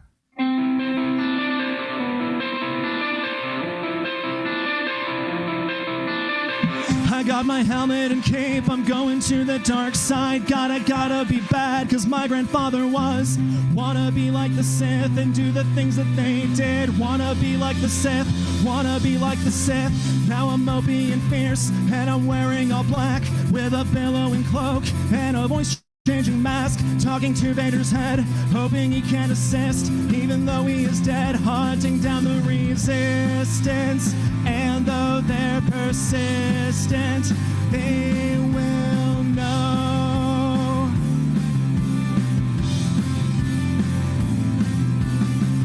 My lust for power is filling me and taking control.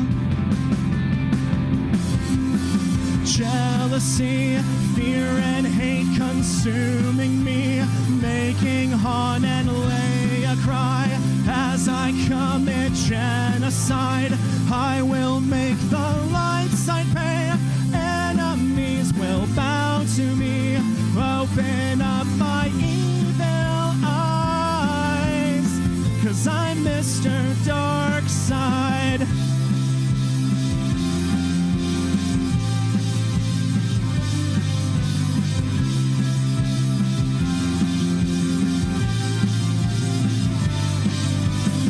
I'm giving into my rage, I'm going to the dark side. Gotta be bad, I got Skywalker blood.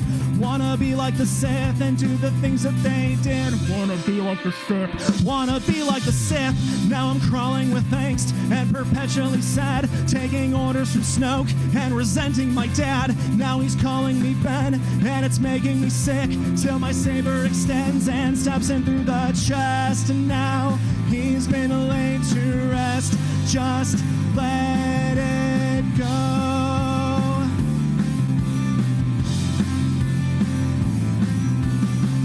This lust for power instilled in me is taking control. Jealousy of the girl who bested me, blinded by my arrogance. My lightsaber makes no sense. I'll fulfill my destiny. I will rule the galaxy. Open up my evil eyes, cause I'm Mr. Darkseid. That lightsaber, it belongs to me, traitor. Not that piece of junk out of the sky! I'm evil.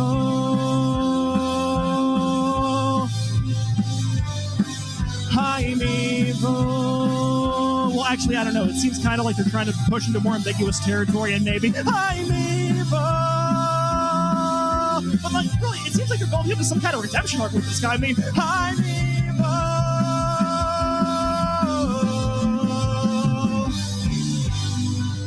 Thank you, good people of hashtag MarsCon 2021. Up next is TV's Kyle and Linzilla.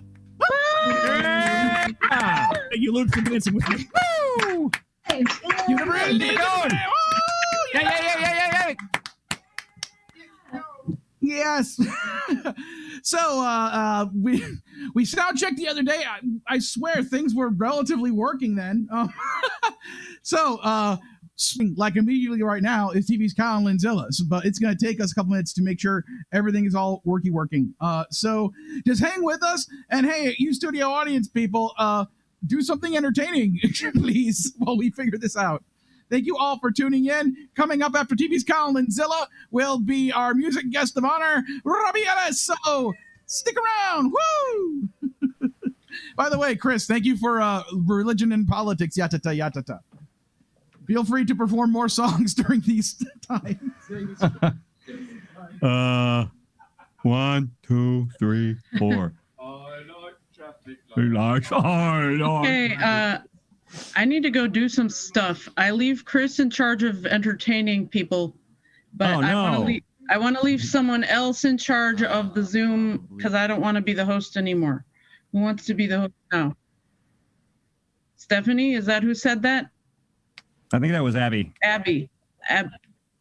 No, I didn't hear. I don't know if she's even there. So I'm putting Abby back to host for now. Abby is host. It's probably best if my certifiably insane 9-year-old can't come up and push a end call on everyone and then end the convention. Certifiably insane. Oh, hello, I'm a microphone. Yes, you is. The lag is really bad on YouTube. I would probably ask at least corn. Of course, it'd be better if it was aimed at my face. You guys got some feedback in your room out there in California. Yeah, so just whatever speaker you got, just turn the speaker down a little bit and that ought to get her. Oh. This one. They're checking. They're checking.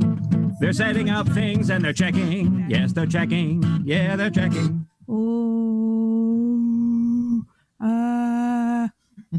I hear a Lynn. I hear a Lynn. I check with North whale America.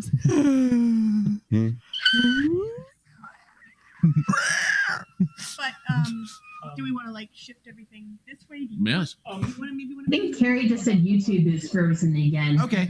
No.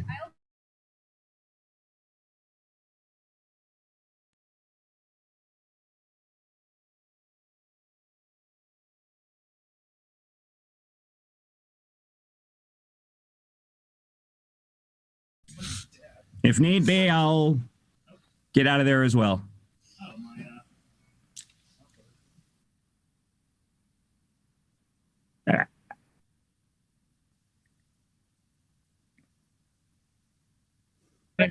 Who's music stand? Pretty much exactly. La. Yes. Cool. Let me take my thingy off of it. Purple haze. Oh yeah, I forgot it. Well, I guess I'll. Okay, it dropped entirely on my screen before. Me too. Before Carol even turned her video off. Okay, then it came back on again. If she has any tape, did you ask Nebula? It kind of looks like we can only have one camera on. What are you doing? I was going to ask if Purple Haze is what you feed purple horses. I would love to, but I need to be where you were standing.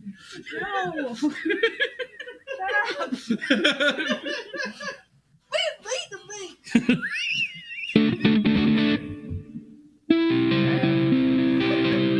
Almost. Don't actually have. Oh. Oh, that's. Sorry, I thought you were doing a bit. Tile.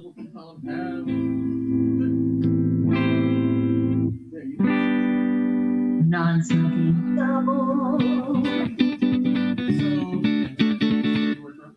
So I think we as the audience can say things without screwing it up, but that we should leave our cameras off unless we have a specific reason to turn it on, because it's going smoothly now that it's just one camera. Just like real TV. Okay, so Chris will provide audio entertainment and I will go do something else for a few minutes. And now, providing audio entertainment. It's useless. I'm going to attempt to play along with.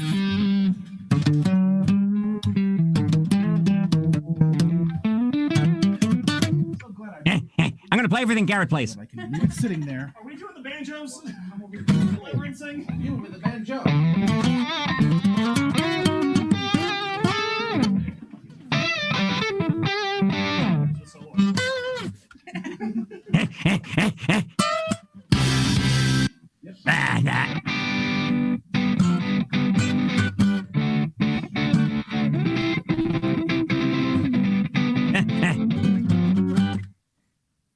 He's playing a thing, then I play a thing.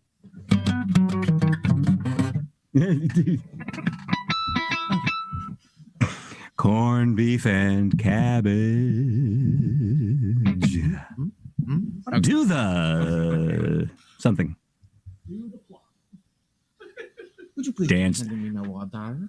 Oh, by the way, if anybody in the watching is in the Dr. Demento Facebook group, not too many days ago, I posted a remake cover of probably the one record that should never ever have been remade or even made in the first place. A Phil Spector thing that was only intended to tick off his ex-business partner called "Let's Dance the Screw."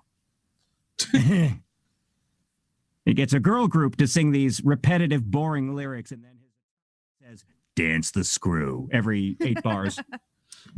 And I actually did a cover version of it. So it's posted in the Dr. Demento Facebook group if you're in there. If you're not, you know. That answers that musical question. Can we go that way? I think we should go to only one mic as well. It's still buffering so badly. That's crazy. It's buffering so badly, Batman. Buffering badly. Bad. Take bufferin for your YouTube headaches.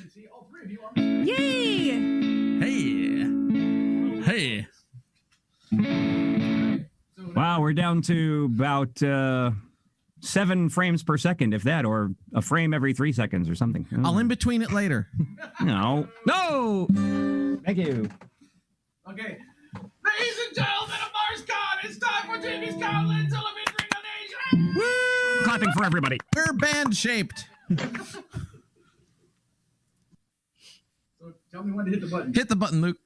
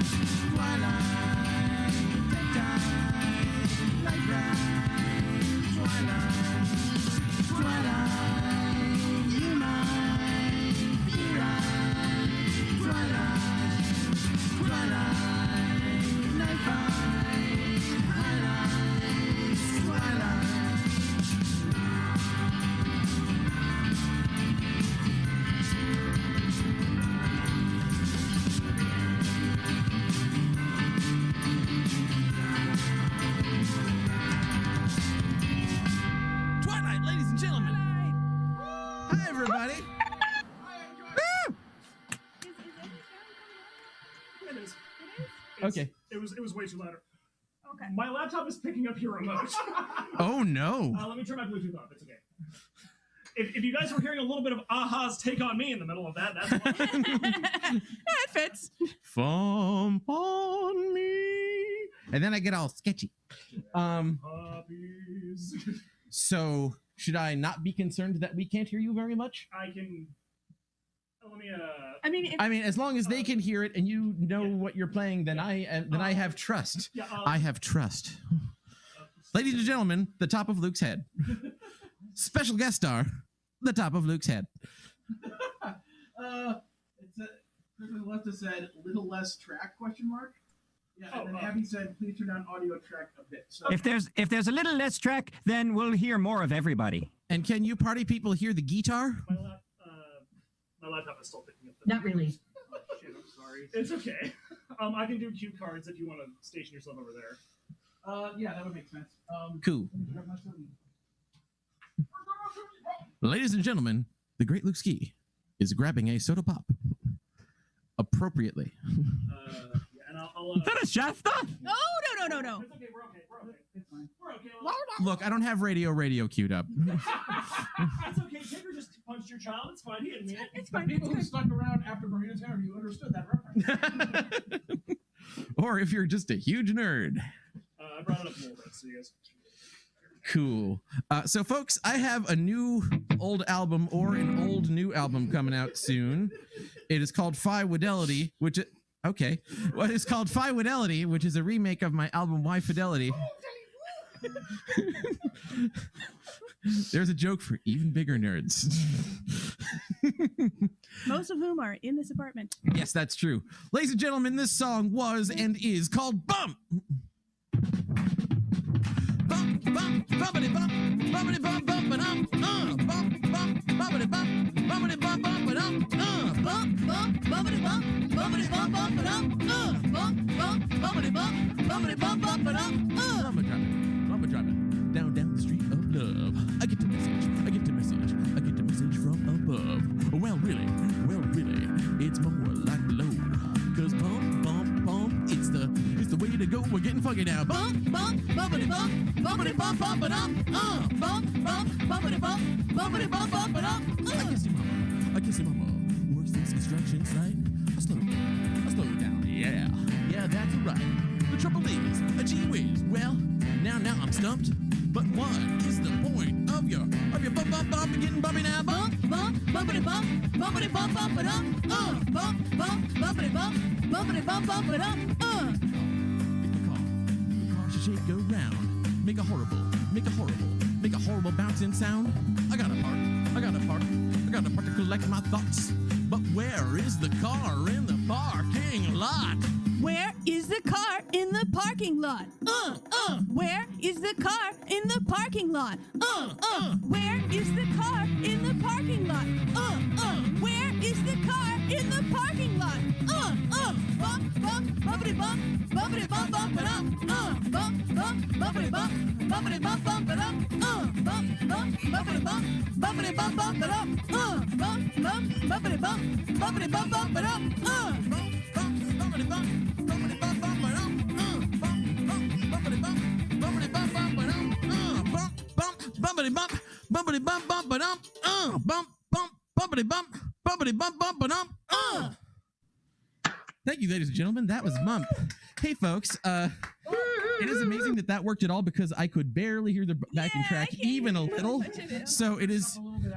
If it is only by a miracle that I was able to perform that at all. So I need to be able to hear it way better than that. Hi. Okay. Peanut gallery. How are the levels? I bumped it up a little bit more. Also, where are my peanuts? Them hours ago. We just need Chris to have a TARDIS so he can go to whomever is performing's house to do the sound.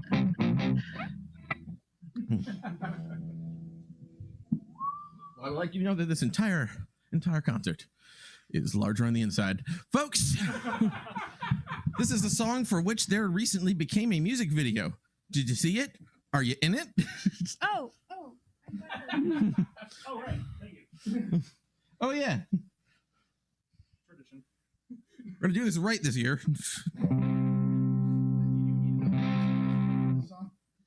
I couldn't find it. Ladies and gentlemen, we don't even have a cowbell. It's in the closet somewhere, but it's behind a bunch of other. It's hiding in the closet. You know what it's underneath? Like an idiot. It's under a bunch of plastic Japanese crap. Worth it.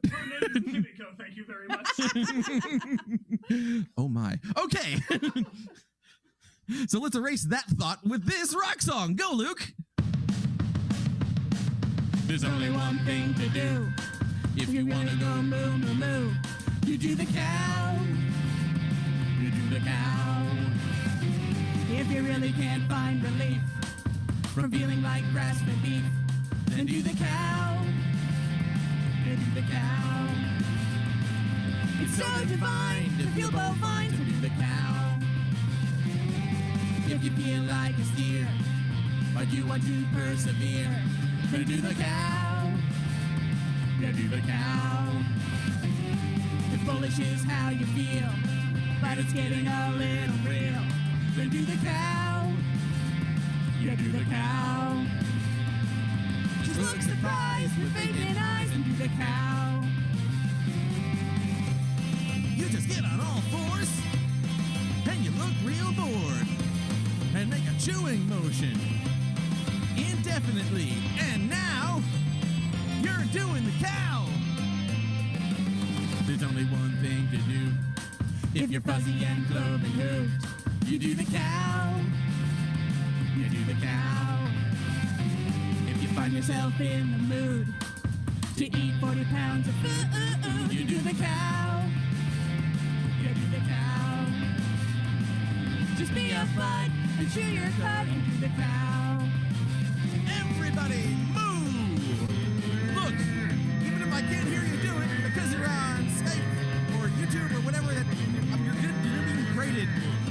So divine to feel bovine. Just look surprised with vacant eyes. Just be a bud and chew your cud and do the cow. Cows, ladies and gentlemen. Yeah. We've had a lot of requests for more Kyle microphone from YouTuber listeners. Spoilers. I got it. I'm on it. More Kyle microphone. And yes, and hello. I'm Kyle Microphone. That's my new yes, band we name. could hear Lindsay. We could hear Changing it as Lindsay. of now. How we doing? That sounds cool. I like hearing me. Yay. What does that say about me? Also, the level drops off quickly the further away you get, so the closer you can be, well, it'll probably pick up a lot better, too.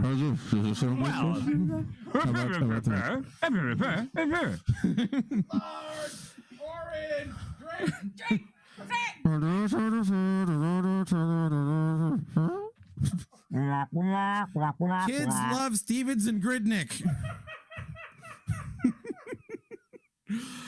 Folks, this is from a free EP I put out during quarantine for everybody who is suffering and continues to suffer because we're still in quarantine. It's called Your Guide to Live Casino Gaming because someone stole my website. This song, however, is not called Live Casino Gaming. This song is from, like, I heard a Weekend song wrong while we were waiting for Lizzo to come out once, and this concept came out. Wait, and that's what I thought it was. But yeah, I wasn't sure. Yep. I was like, I couldn't possibly be hearing this right, and so I wrote the title down on my phone, and then this song happened, like several months later. Hit the button, Luke.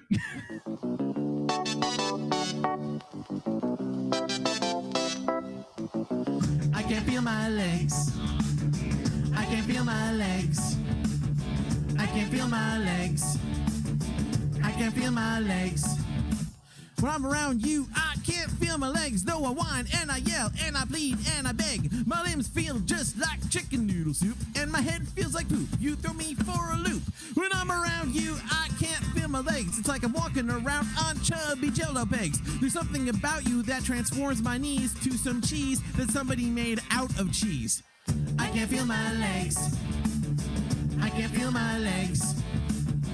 I can't feel my legs. I can't feel my legs. This only happens when I'm around you. My body won't do the things it's supposed to do. Like walking, for instance. It's kind of required. But now they're too tired. Hey, legs, you were fired. This only happens when I'm around you. When I'm in your presence, my legs are like goo. But I'm sorry that you had to see me like this. But while I'm down here, would you give me a kiss? I can feel my legs. I can feel my legs. I can feel my legs. I can feel my legs. Now that you kiss me, there go my arms. I'm alarmed that my arm's up and bought the farm. I'm disarmed, you might say. Have them take me away on a stretcher. No pressure, I appreciate the gesture. I'll explain to the doctor that I was near you. They'll say, another one? There's been quite a few. Gonna have to operate. On my limbs, I'll ask. Probably. As they put on my laughing gas mask. Batman. I can feel my legs. I can feel my legs. I can feel my legs. I can feel my legs.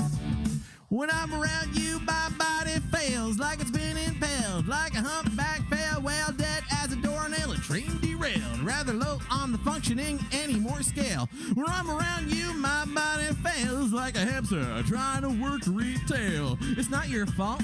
I'm not saying that. You're attractive is what I'm getting at. I can feel my legs. I can feel my legs. I can feel my legs. I can feel my legs.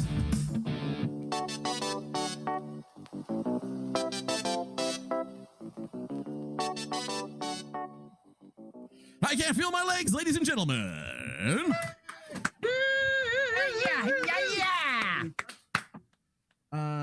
Yes. Can you let me? Yeah, I guess that's a one card boy. Yeah. But first one that we don't need lyrics for. Oh yeah. Oh. Bob of Gnu. That's what more I was more confused by that. Yeah, we know the words to this one. One of two. Folks, you know this song. We're gonna do it now. Look at the button.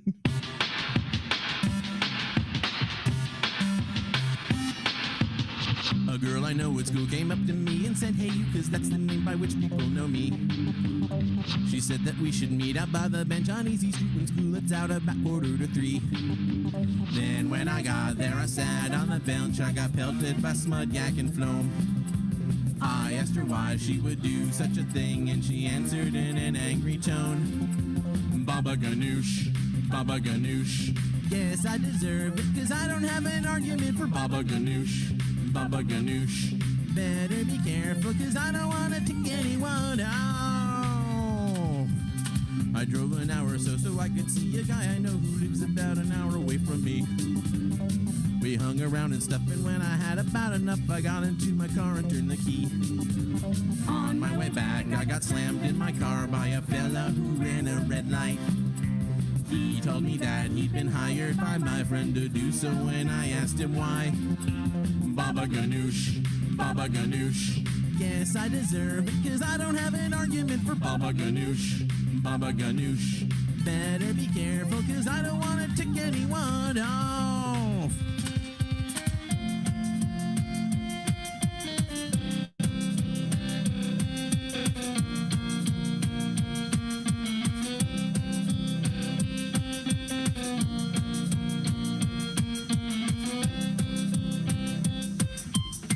Turned to channel 3 so I could see on my TV a speech from our current president.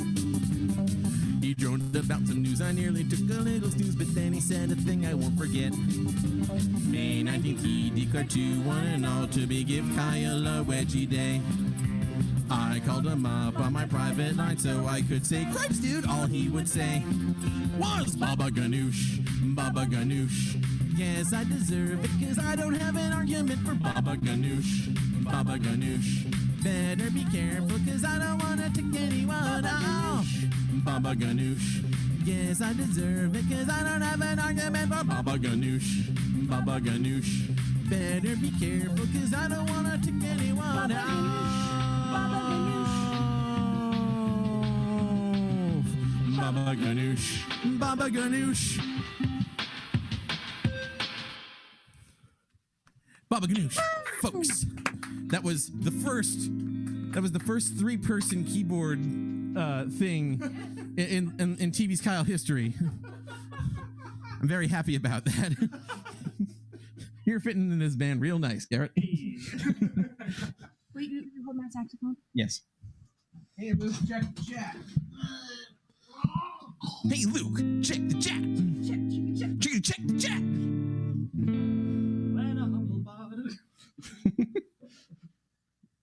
Hi. I also wish to tell Abby that I know how much material they have left, and they will be done with about 9 minutes left for Robbie and them to set up their stuff. And now back to TV's Kyle, already in progress. Hey, everybody. I mentioned earlier that I'm doing a new old album called Fidelity. Well, here's one of the songs from it, and I like singing it. And he's got an instrument. I have to get cooler for this song. Right. Is my microphone still going? I can't hear myself, so hopefully everybody else can. Let's roll with it. All right.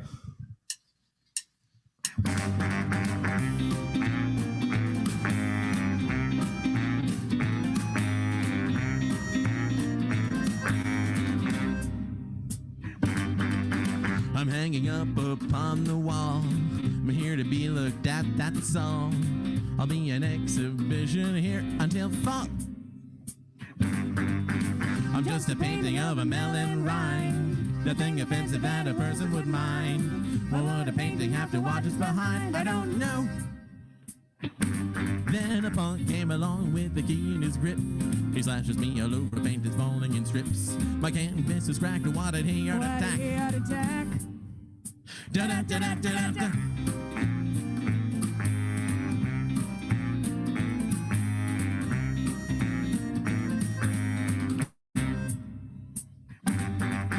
Why did he choose to destroy me?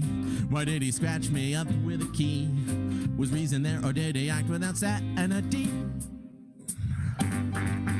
A priceless labor of love was I, but now the artist will probably cry. Question God's existence and a holler out why, oh why? Yeah, a punk comes along with a key in his grip. He slashes me all over, paint is falling in strips. My canvas is cracked, why did he heart attack? Da-da-da-da-da-da-da.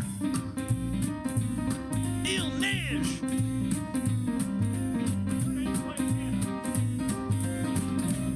It's a story and he's sticking to it.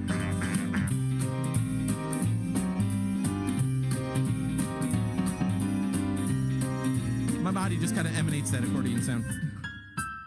Whoa, a punk comes along with a key in his grip. He slashed me all over, paint is falling in strips. My canvas is cracked, why did he heart attack? Da-da-da-da-da-da.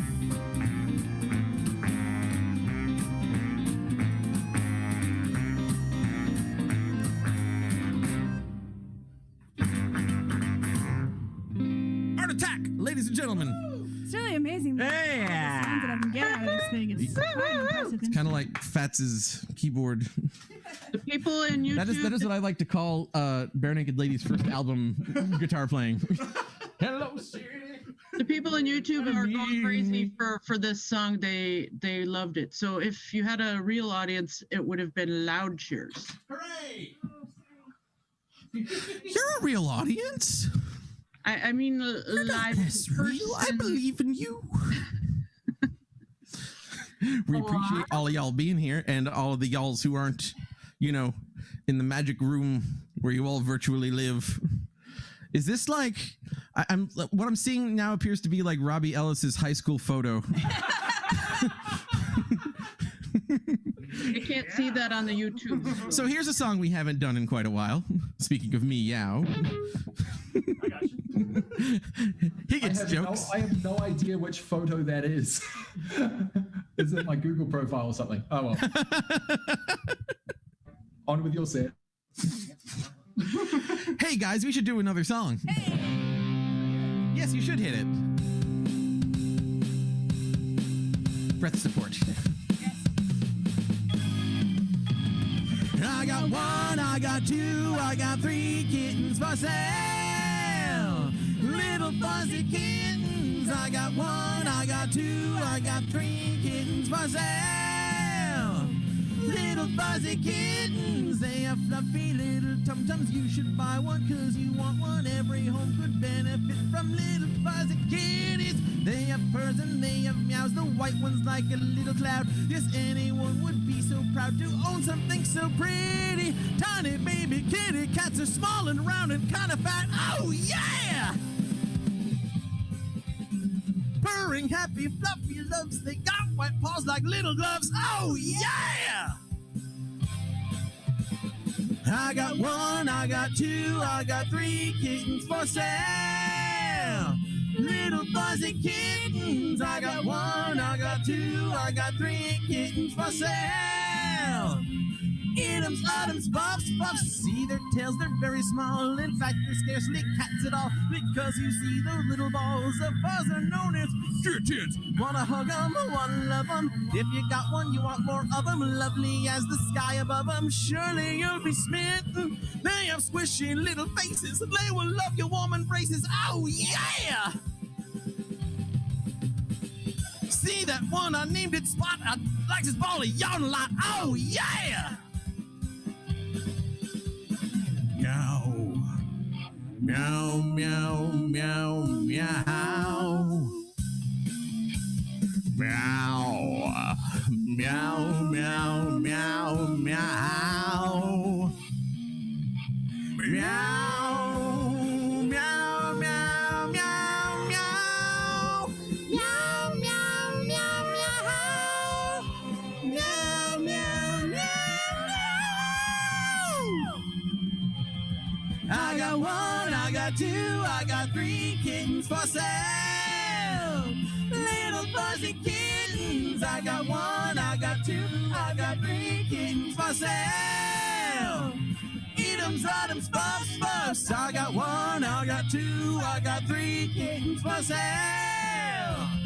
Woonchy, boochy, wooch, wooch. I got one, I got two, I got three kittens for sale. Who's a little boo-boo? Woo! Kittens. For sale. Like meow, man. Oh, okay. Oh, Oh God, no. I was already on the right preset.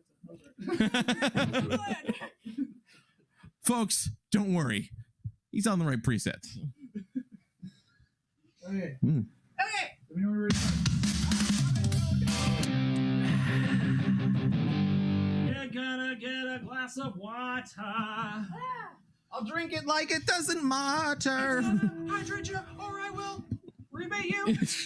That could have gone in a very different place. No, not me. Do you want a moisture break? The song is actually this. You're gonna get a piece of my mind. You're gonna get a piece of my pie. Have we got a problem? I know how to solve them. You're making up a disgrace. You're working my last nerve and you're gonna get served with cheese all up in your face. Do you want a piece of this? Cheese fists. Do you want a piece of me? You're gonna get a mouthful if you're trying to define me. Do you wanna have a slice of this? Huh? You're gonna get a slice of pizza. Got something to show me? Well, this pepperoni is getting tight on your lip. I love to tell you that body I smell you, and you do not smell equipped.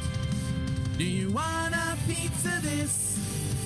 Cheese fist. Do you want a piece of me? You're gonna get a mouthful if you're trying to define me. Do you want a piece of this? Cheese fist. Do you want a piece of me? You're gonna get a mouthful if you're trying to define me.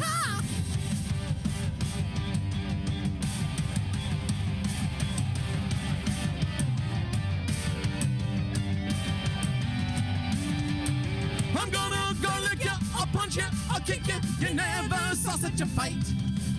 Do you wanna sample my kicks of pineapple? Are you afraid of my might? Do you want a piece of this? Cheese fist.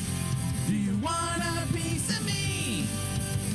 gonna get a mouthful if you're trying to define me. Do you want a piece of this cheese fist? Do you want a piece of me? You're gonna get a mouthful if you're trying to define me, yeah. Yeah!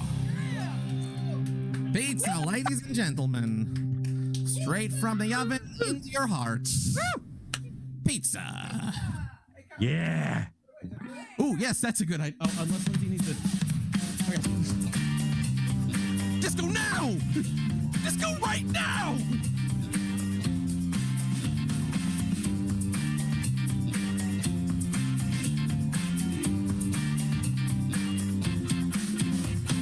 Welcome, my friends, to the Club Funky Planet. It's hotter than hot. In fact, it is volcanic. A vibe that's so groovy, you'll find yourself manic. A heavenly body of sound. Beings, they come from far outer space reaches, from little-known Alpha Centaurian beaches to people from Waynox who look just like peaches. They're coming from light years around. Funky planet, a dancing hamlet, a reddish color not unlike a pomegranate, a boogie-woogie place in space I can't have planned it, a disco far from home. Everyone's dancing in all different ways. The Blartian segue and the Bortzlock and chase. The print being filled in an elaborate maze. And then try to dance their way out. The bar is extensive with drinks from all worlds. There's Fluttery, Dimple, and Wonkle Fruit Swirl. The bartender looks like a sentient squirrel. But tip well or he'll cuss and shout. In squirrel? Funky planet, a dancing hamlet, a reddish color not unlike a pomegranate, a boogie-woogie place in space I can't have planned it, a disco far from home.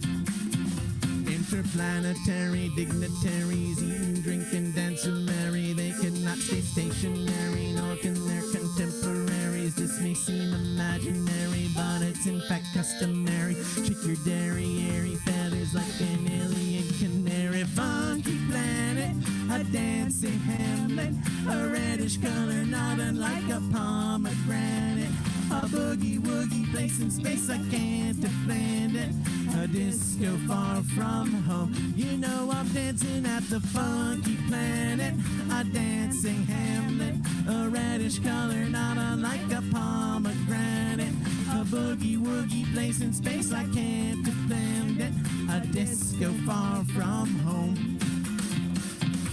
Funky planet!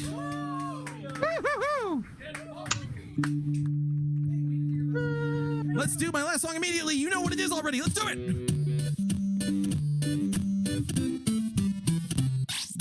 First you take I-95 if you want to stay alive. Or if you take the 94, you won't be on Earth anymore. Then you take the exit C, that's marked Infinity 63. I'd love to tell you where it's at, but you can't get there from here.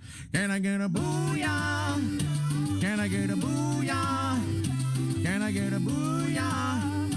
Can I get a booyah? Can I get a booyah?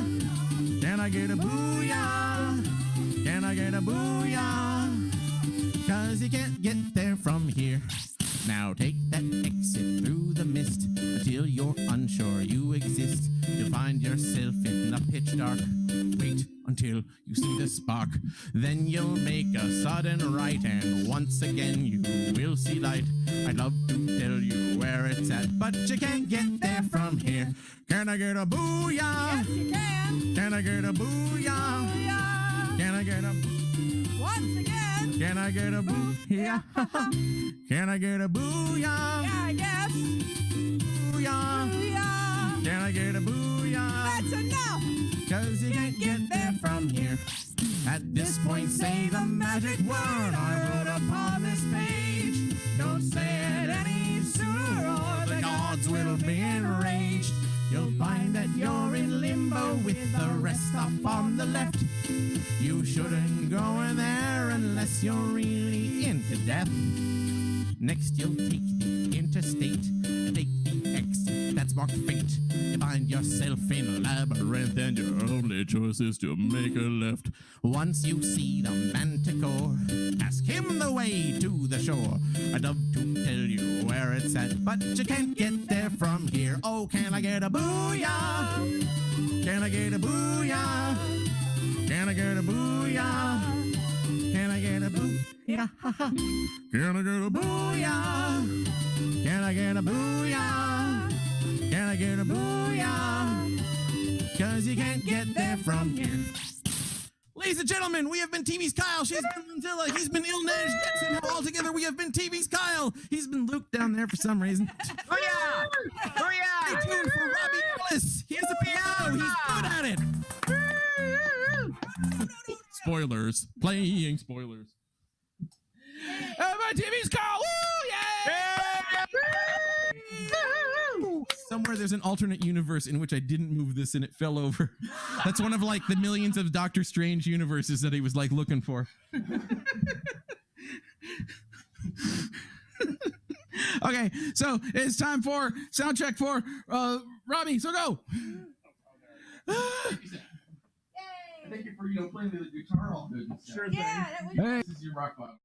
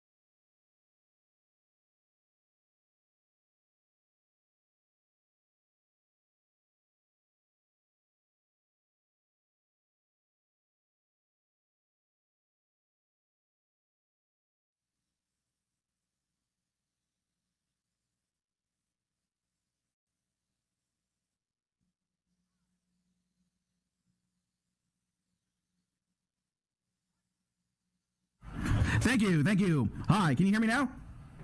Excellent. That explains why you weren't answering when I was saying stuff before. Yay! Thank you all so much for your patience while this crap happened. That was my fault. So it's time for your music guest of honor for MarsCon 2021. Give it up for Robbie Ellis. Woo! Yes! Robbie! Yeah! I haven't had time to post all the socials. I'm just gonna finishing and post to my profile and just share as me and just making sure that people know to watch it, and it's happening right now. Cool. Yeah, let's do it. All right, this is a song. It's on the Thump. 12 days of Christmas, you're the top Route 66, end of the world as we know it, REM. Anything you can do, I get a kick out of you. Bad touch 1 week, rents la vivo M.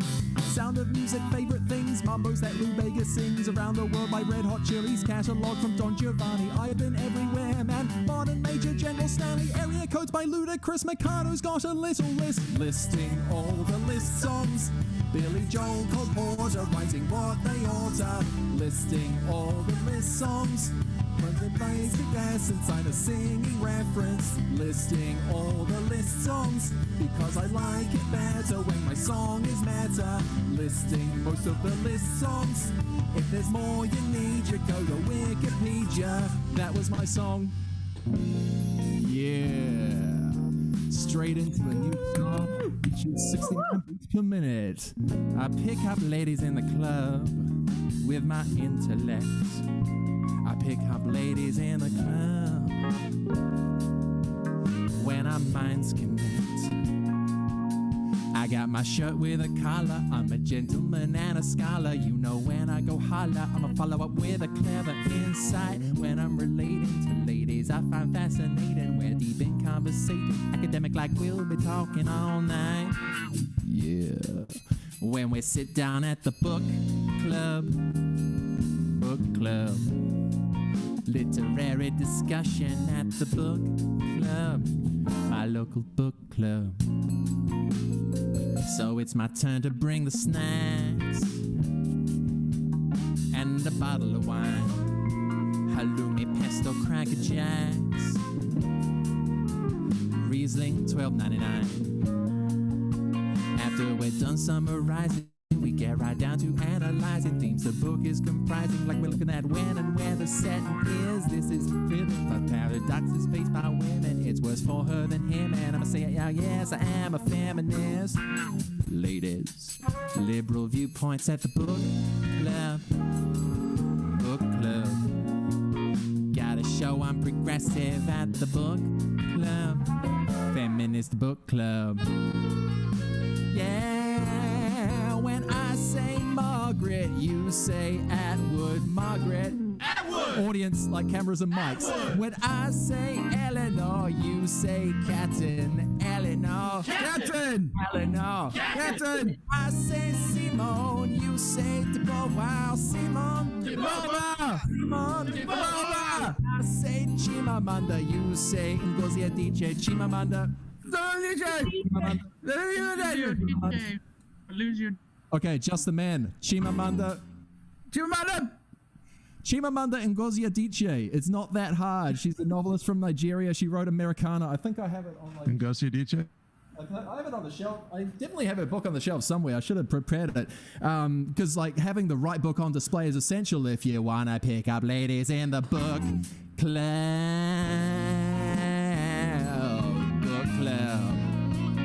Gotta show I'm progressive at the book club. Your local book club. Sexy librarians are totally the order of the day at the book club. Your local book club. Your chances of picking up women are surprisingly good at the book club. About as good as at the regular club. I hope they'll sleep with me cause I'm a feminist.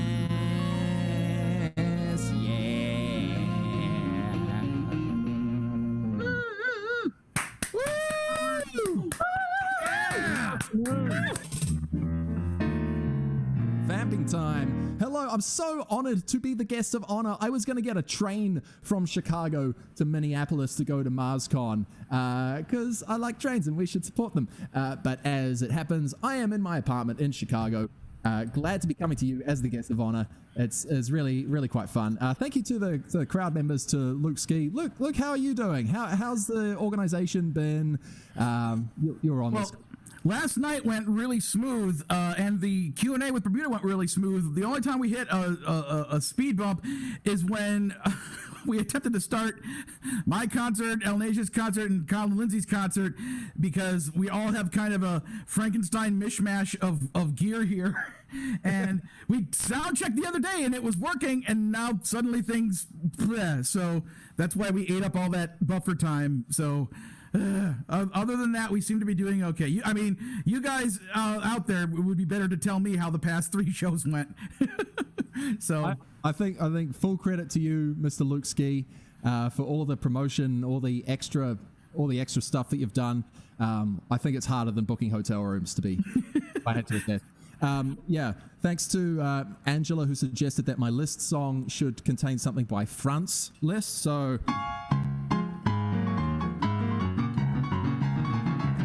And that speeds up to a point that I cannot play it. This is a song that Luke Ski put in the promotion to MarsCon. Now, I am a Kiwi, I'm sure you'd agree we are placid and easygoing folks. I moved to Chicago about 6 years ago and can be the butt of your jokes. I don't so much mind them, but you are unkind when you ask if I've romanced this sheep. You say to this alien, you must be Australian. Well, no, my accent's not that cheap. And do you know Laura and Flight of the Conchords? Well, I know them, but not the reverse. And mentioning Tolkien should make me start hulking, but no, I will utter no curse. These microaggressions are quite a bit less than what irks me and turns my hair grey. But there is just one thing, you might think a dumb thing, which every New Zealander has to relay. Why can't the Yanks make a decent flat white? It's rather basic coffee, it should not be such a fight. It shouldn't be so difficult to get my caffeine fix, but as for the flat white, there's nix. Why can't the Yanks make a decent flat white? The general coffee culture is a most perverted blight. Chicago's a cold city, but I do like to warm up, but not if there's rubbish in my cup. You start with a mug or a takeaway cup of just 240 ml. That translates to 8 ounces if you use that system still. Add 2 shots of espresso and you top it up with milk. No foam or cream, this process should be smooth as bloody silk. Yet, why can't the Yanks make a decent flat white? Just let me, come on, look, I'll do it. Hey, I meant no slice against your hipster fair trade ethical artisanal cafe. Just let me do it my way. You meet a lovely girl on Tinder or a lass on OKC. The conversation's sparkling, she's as pretty as can be. You ask her on a date, she answers, we can meet at Starbucks. Delete her now, it should be clear that she does not give a crap. Oh, why can't the Yanks make a decent flat white? I'll even bloody tip well if you guys can get it right. Or you could just, have decent minimum wage laws and not have separate wages and like $15 an hour. Anyway, forgive me if I'm sounding trite, McGinnith. Other hear my plight and gain with fraction of insight and how to make my ray of light. Ban the scourge and parasite of Dunkin' Donuts, all that shite, and have the US expedite my methods constitutional right. Now for you I will recite the 28th Amendment to the Constitution. Everyone in the United States is entitled to life, liberty, the pursuit of happiness, and a decent flat white. Woo! Yes!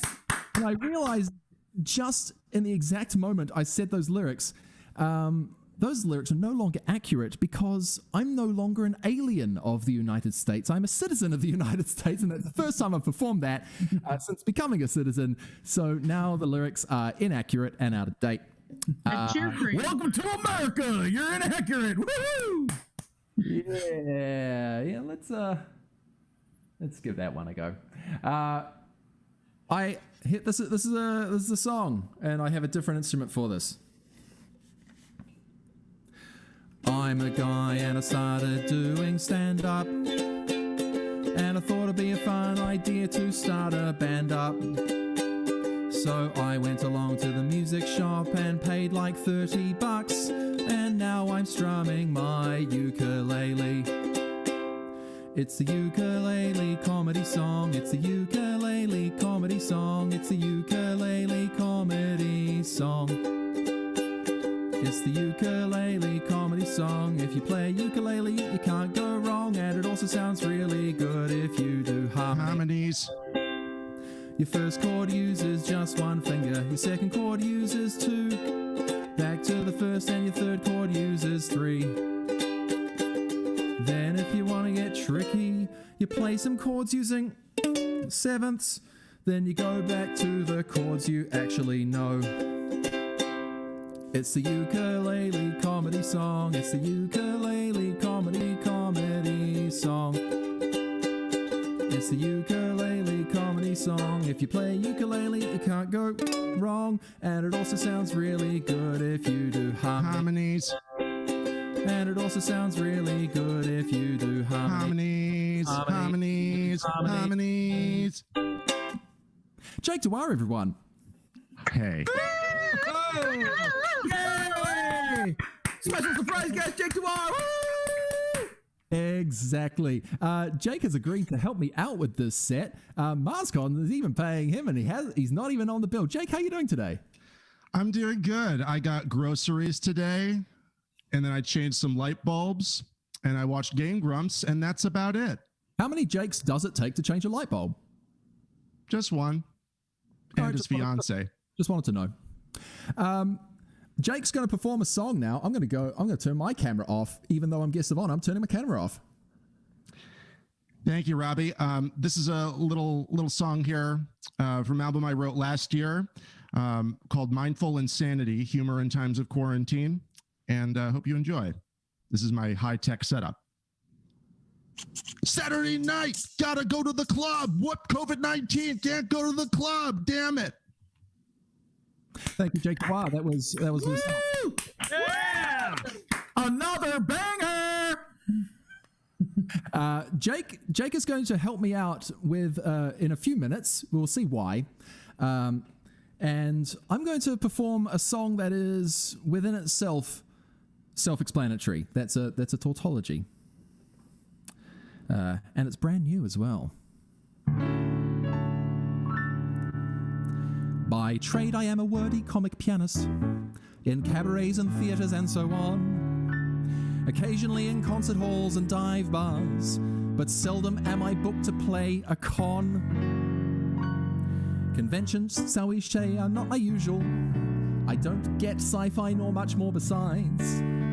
Like, why does fantasy have all those dragons? And why do dice require more than 6 sides?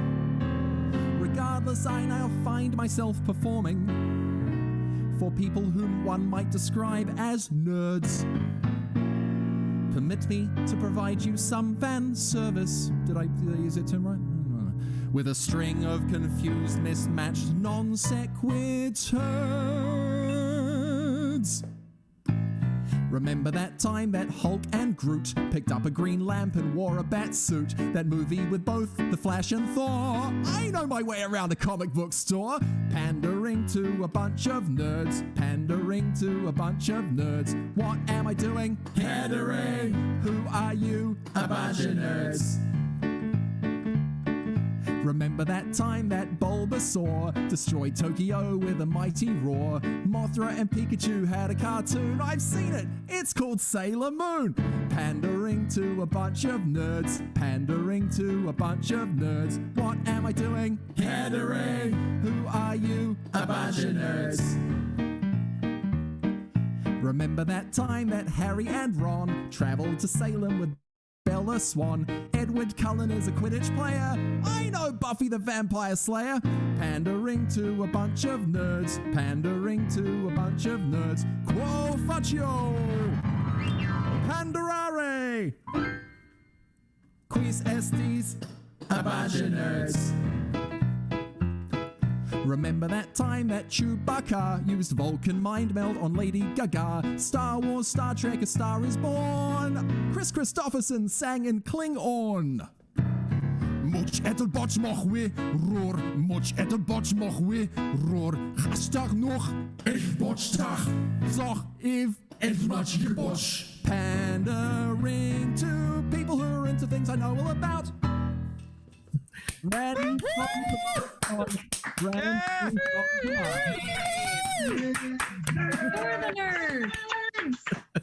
at this point, anybody in the chat who wants to turn the camera on can do so because this is an hour-long set. We have a little bit of time, and Jake, as I mentioned, is going to assist me with this. There were 4 verses in that song, all of which were quite confused. So I'm asking the people on this Zoom call and also the people in the YouTube chat. Sorry, Discord, but just the YouTube chat this time. Jake's taking a look at that. I can only look at so many chats. I want some suggestions because Jake is going to speed write some more verses in the next 25, 30 minutes or so. We're going to write these together. That's right. Yeah. Well, I'll be busy performing, but Jake has access to a Google Doc and he's going to write out some words for me. And I'm going to perform it later in the set. So from anyone in the chat, knowing the structure of this, what's a verse, what's some subject matter that I didn't cover that you'd really like to hear a pandering to a bunch of nerds song verse about? Aquabats. Baby Yoda. Minecraft, please. Yes. Jeff Whitmire asked, did Robbie Ellis just start singing Klingon? Yes, I did. I asked a friend whose name is Emma Wallum. She has a show called the Conlang Cabaret, I think is the name of it, in Wellington this weekend. And she told me there's no word for pandering and no word for nerd in Klingon. However, there is a word for accordion, which is what she plays. So apparently pandering to a bunch of nerds is performing music like a blade shiner. Yeah. So Jake, you got some suggestions from this chat. I'm going to leave it totally up to him as to what he's going to write. Yes, send away, please. Overwhelm me with suggestions, and I'll make them into something for Robbie here. All right, Joey in the Discord says he's happy to relay stuff to the YouTube chat. Please, audience, put your suggestions in the YouTube chat. I want to pander to you, nerds, and Jake will help me do it. Thank you so much. I'm going to perform a song, which is the first one off that album, which I'll talk about very shortly. Hello and welcome to my symphony, and I extend you all my sympathy, because the form and structure of this music are so intricately complicated, sophisticated, predicated on a thorough general background knowledge of predominantly 18th century German courtly musical tradition.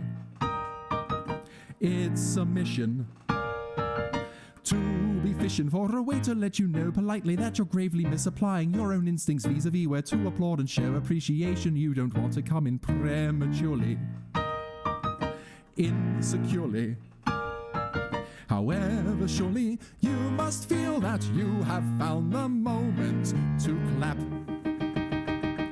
And even though the audience's composers played for talked, played cards, got drunk, did deals, yelled out, and made for quite a rowdy group of listeners, today's symphonic concerts are a serious and solemn business. Overture, concerto, symphony, that is what a concert ought to be. Hello, and here is the development. It's here you start to feel envelopment of sleepiness, omnivorous sensation, sending synapse after synapse into sleepy, sleepy slumber with its endless repetition of a singular idea into a wide variety of different chords and keys and modes and scales. And this is the boring part of the piece. And how do composers write so long? And what is the tone? Oh, how is it only 5:22? And what's on Facebook Live? Who is in the Discord chat? Brett Glass is in the Discord chat. Star Trek versus Star Wars. I already did that one. Didn't you hear me singing Klingon? Angela Brett. Didn't you talk about being from New Zealand or something like that? Something like that. Hello, you recognize his theme again.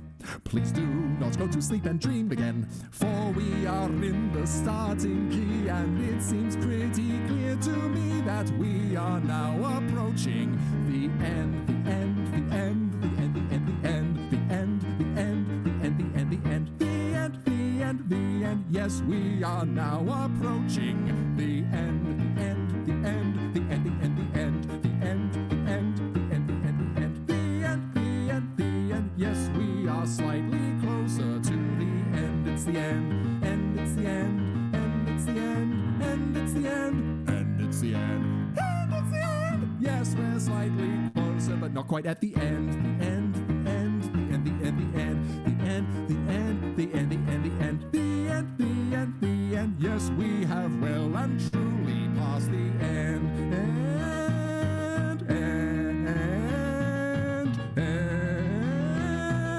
Yes, it's the end, but it's not the end. Not quite at the end. The end, the end, the end, the end, the end, the end, the end, the end, the end, the end, the end, the end, the end. Yes, we have finally got to the end.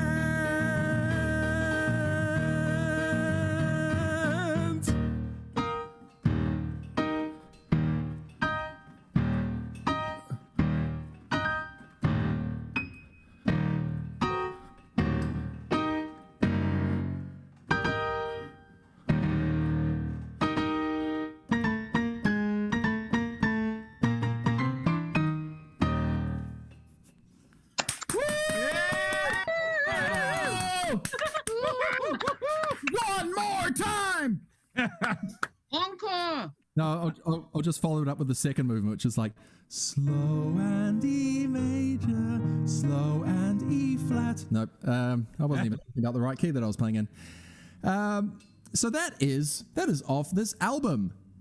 It's called Pumpkins, and the rule goes that if you put a T-shirt on your album cover, you have to manufacture the T-shirt. And I haven't sold that many of them, to be perfectly Francis with you. However, I did sell an album last night, I'm presuming due to MarsCon promotion. Thank you, Randy, who ordered an album for delivery. And if you order an album at my Bandcamp or any merchandise, I'll get a nice little email and a notification from Bandcamp that says cha-ching. And I will thank you personally during my set. robbieellis.bandcamp.com. And I think it makes sense right now to perform the title track of my album. 1, 2, 1, 2, 3. Pumpkins, pumpkins, pumpkins, pumpkins, pumpkins, pumpkins, pumpkins, pumpkins, pumpkins, pumpkins, pumpkins, pumpkins, pumpkins everywhere.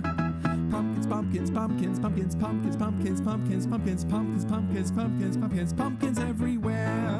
Pumpkin is a difficult word to repeat that many times, but it's what the United States looks like when we fall into autumnal climes. Pumpkins, pumpkins, pumpkins, pumpkins, pumpkins, pumpkins, pumpkins, pumpkins, pumpkins, pumpkins, pumpkins, pumpkins everywhere. The overabundance of pumpkins is a thing that doth perplex. Is the United States in the grip of the pumpkin industrial complex?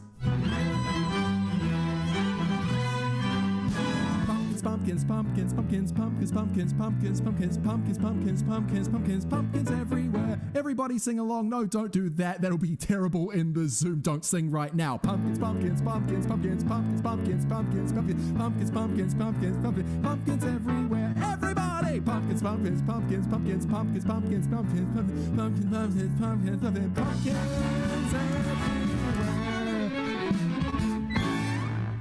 Carrie Dalby, thanks for ordering the CD. That was super quickie. Carrie Dalby could manage that because she's in the Zoom chat and she's 15 seconds ahead of the real world on YouTube. Hamsteyes Heaven. Oh my God. Yes, so much this. I literally saw hundreds of them piled outside one Jewel Osco. That's also me. Oh, that's also you, is it? I didn't know that you were Hamsteyes. Thank you, Carrie. I shot a music video of pumpkins at a Jewel Osco, a Mariano's, and a Whole Foods, and a pumpkin patch on Clybourne in Chicago. Michael Spence, which is why many of us say pumpkins. Pumpkins. No, that's a different song. It goes, pumpkins, pumpkins, pumpkins, pumpkins, pumpkins. My dad never liked me. My dad never liked me. That's the title of my second album, which is yet to be released. Pumpkins. Ride of the Pumpkin-Headed Valkyries. Yeah. I got no joke with Wagner. Yes. Thank you for joining me.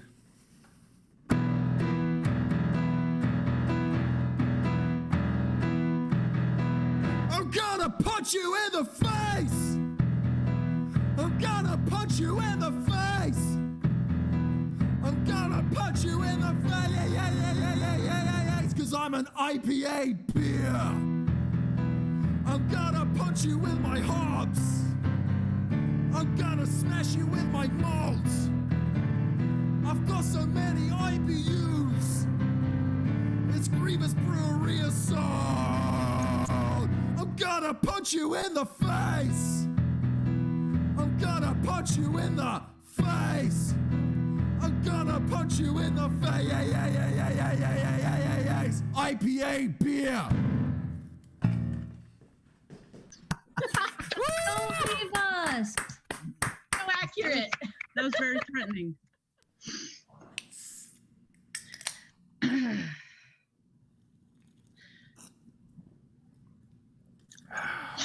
You gotta have a. And because it is a double IPA, I'm going to perform that song again. No, I'm not. So that is a very angry song.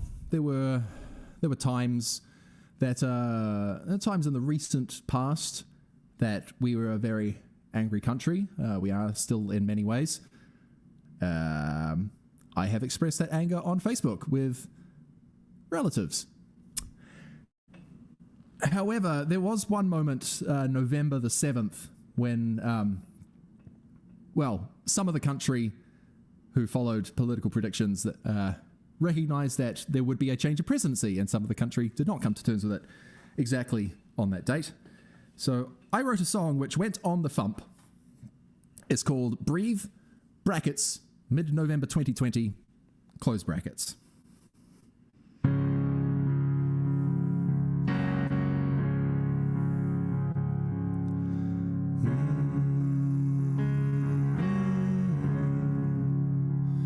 Now we can all just breathe, all just breathe. Take a minute and feel relieved. Things might just be okay. We'll look forward to the day when Saturday Night Live doesn't always start with a political cold open.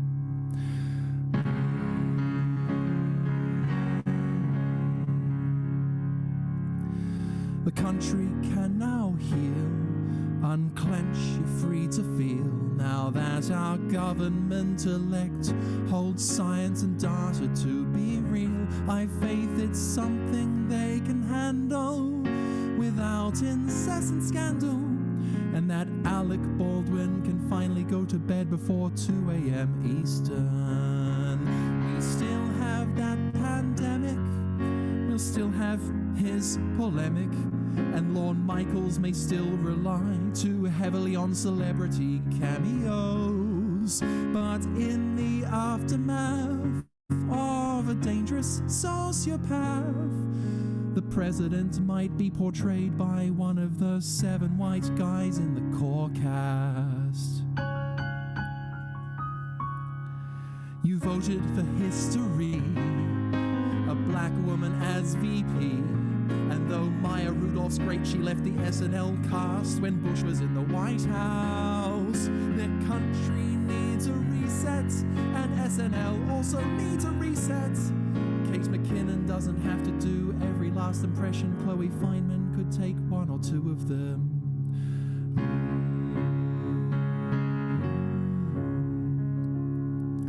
Now we can breathe, just breathe. Breathe, just breathe, and hope that ego Woden and Bowen Yang get to take over Weekend Update. And when that clock strikes 11:30, any given Saturday, Alec Baldwin can appear as host for the 18th time.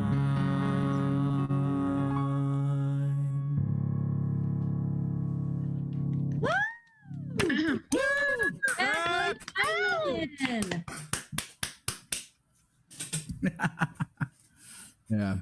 Hello to some non-MarsCon usuals who are tuned in. Bob Royland, hello. All the Tuesdays at 9 crew, Joshua Fardham, Marika Prattley in Wellington, hello. Angela in the YouTube chat, going back to IPA.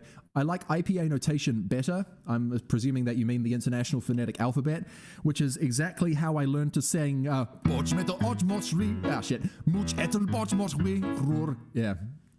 My Klingon is not very good. It's my Russian is better, and that's saying something because my Russian ain't particularly good. At this time, everybody in the YouTube chat, please turn your cameras on and your microphones on.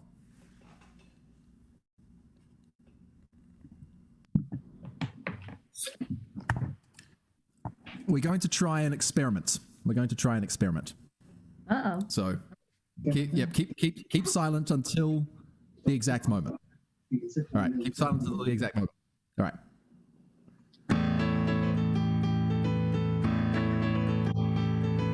So no one told you life was gonna be this way. Right. Thank you. Cameras off, please. I failed. Ska is the greatest genre in the world. Ska is the greatest genre in the world. Ska is the greatest genre in the world. Ska is the greatest genre in the world. Ska is the greatest genre in the world. Pick it up, pick it up, pick it up, pick it up, pick it up. Ska is the greatest genre in the world. Trombone solo.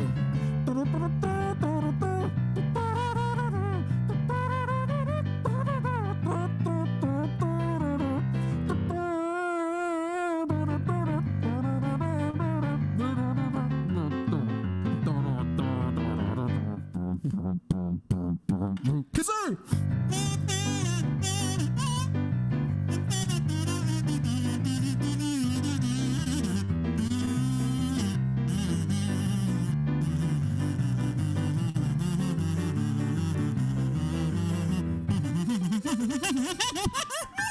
Ska is the greatest genre in the world. In Chicago as well as Minnesota. Ska is the greatest genre in the world.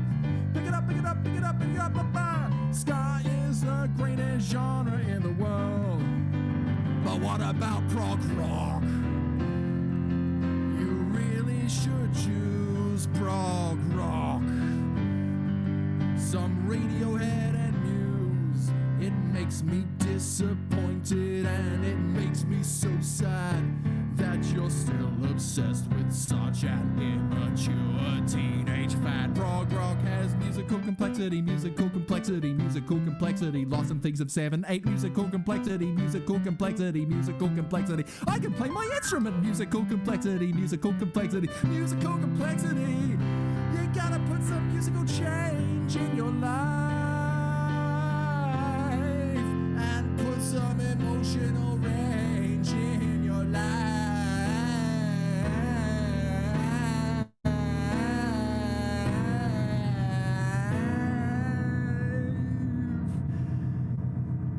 I mean, question, does anybody who listens to prog rock actually happy?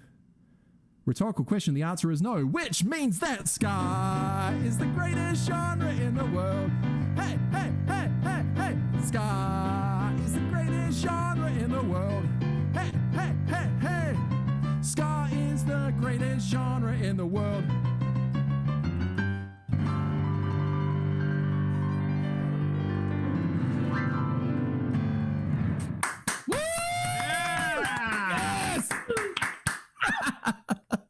for 7-8. Shout out for 7-8. Yeah. Just want to point out that Gary Dolby's two favorite bands of all time are the Aquabats and Steely Dan. So ska and prog rock. Yeah. Carrie, do you want to do a trumpet duet? Trumpet duet! Woo! On Zoom? Yes. Yeah. But I haven't played in a year. Sure. Do it! Do it! Well, let's do them at the same time. Camera on. And Mary Had a Little Lamb in concert B flat, Rishon C.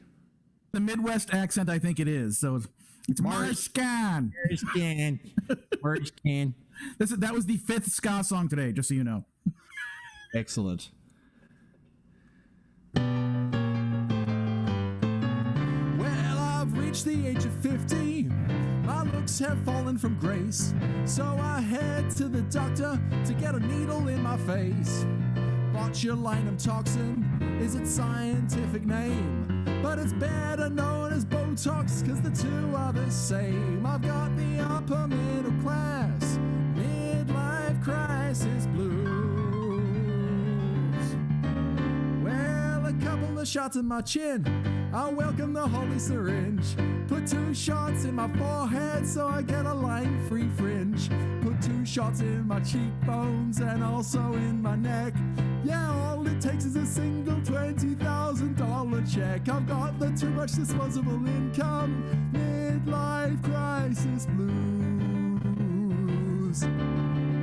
Yeah, I really love the needle. Please stick it everywhere. Please stick it in my big toe and in my armpit hair. Put 2 shots in my left hand and also in my right. And put some in my vocal cords.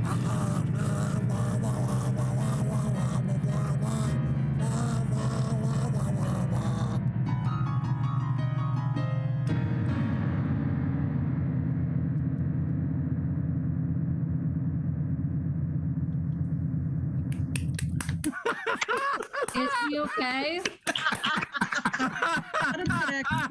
I wasn't listening. I think more to the point is my iPad okay, because my knee knocked it off the stand, but my iPad lives, everyone. One of my this is what Jake Dewar is going to deliver the new Pandering to a Bunch of Nerds lyrics on. He's busy writing right now. Thank you, Jake. I went out on the streets about an hour ago, and holy shit, guys, there isn't a pandemic on after all. It's actually St. Patrick's Day. Because St. Patrick's Day cancels out all pandemics. This is a song for that day.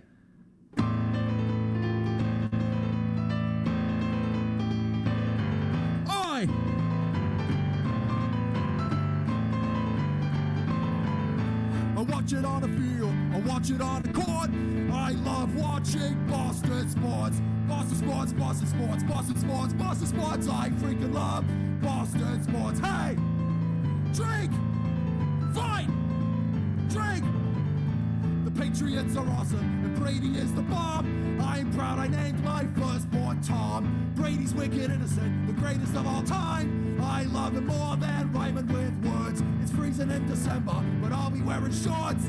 I'll be out at Foxborough for Boston sports. Boston sports, Boston sports, Boston sports, Boston sports. The Pats are wicked pisser. Boston sports. Hey!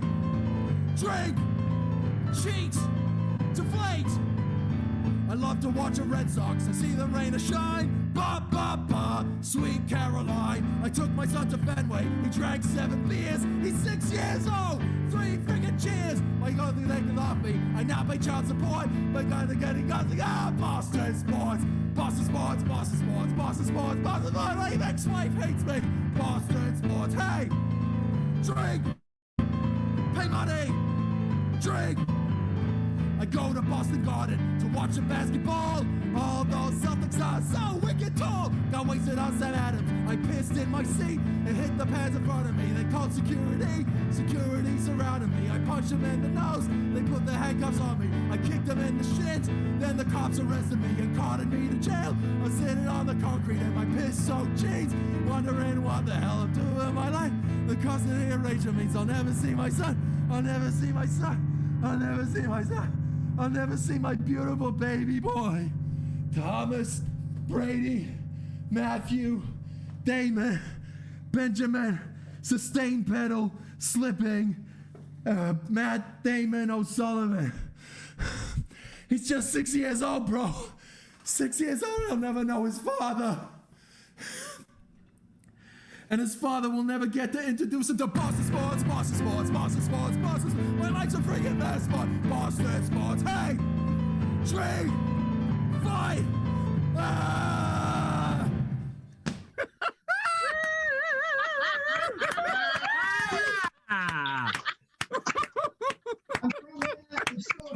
So true.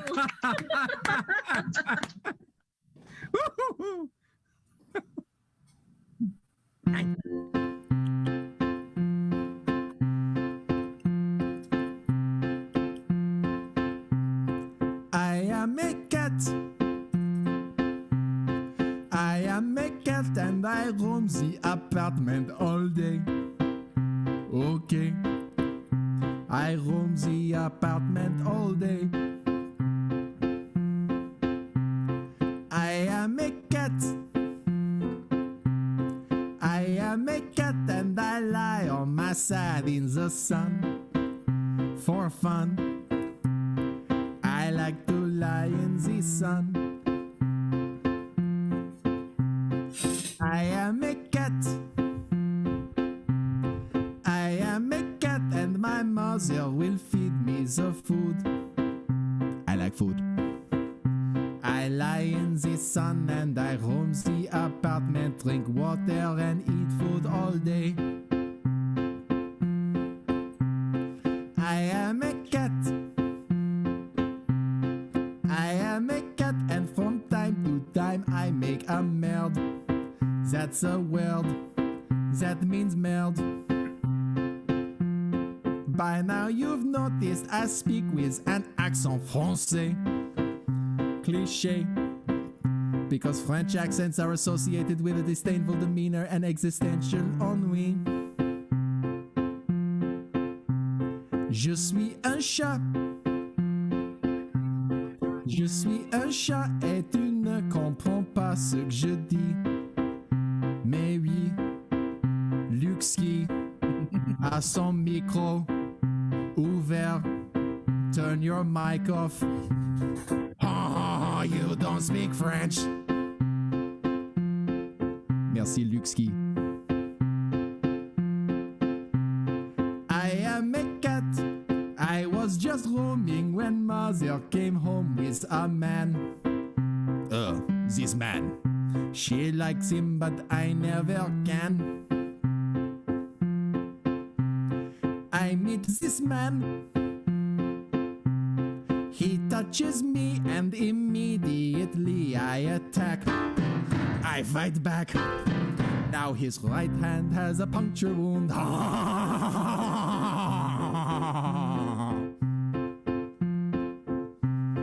I hate this man. Don't want to know him, so I turn and show him my butt. Yes, I raise my tail at him and give him a nice, good view and fart in his general direction.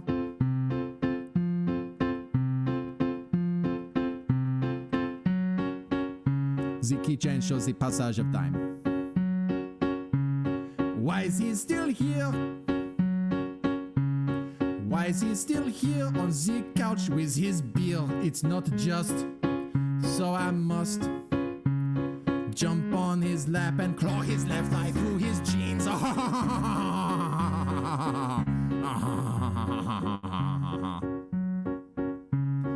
One day this man fills my bowl up with food. Oh, he might prove useful. I will tolerate him. And I'll try not to stab him in the leg. Woo! Oh yeah! Woo! In December 2020, I collaborated with Friend Dog Studio, some great friends from the improv community here in Chicago, on 2020 The Musical. It's available to watch on YouTube. Except if you search for 2020 the musical, you'll get Jimmy Fallon and Andrew Reynolds, and you'll pretty much never find us. So search for 2020 the musical Friend Dog Studios, and you'll find that. I co-wrote these songs. I co-wrote this one with Ben Oksher and Brian Huther. And I resolved that I'd only write one song about this pandemic, because there are a lot of songs about this pandemic. I've ended up writing 3, and all 3 of them are going to be in this set. This is the second one of them.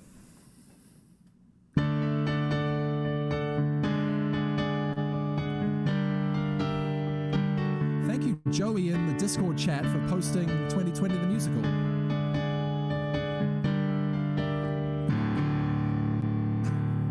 I could wait a lifetime for a nice time if you need.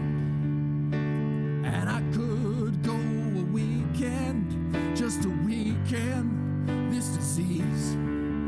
Yeah. But what is the cost of a cure? Look at the things we've lost. I don't know if I can endure the tyranny of the cloth.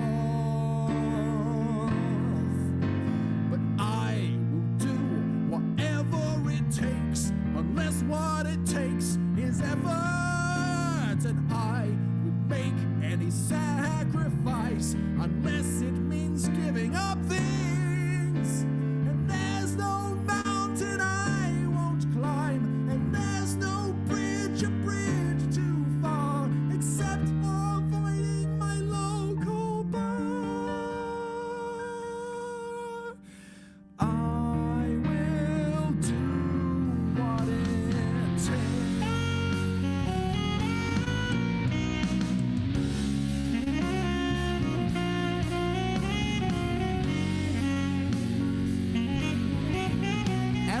On the saxophone, everyone.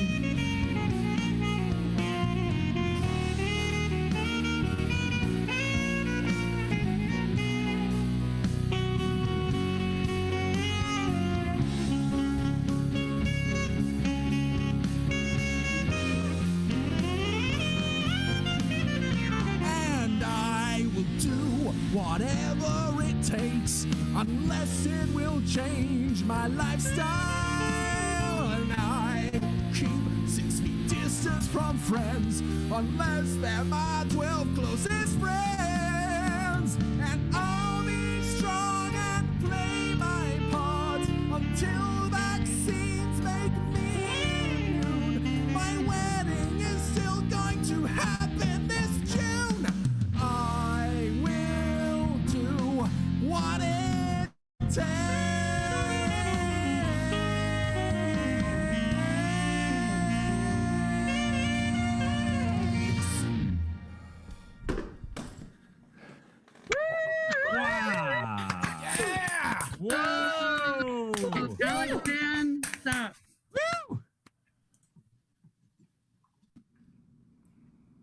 Moisture, moisture, thank you. Moisture, moisture, moisture, moisture, moisture, moisture, moisture, moisture.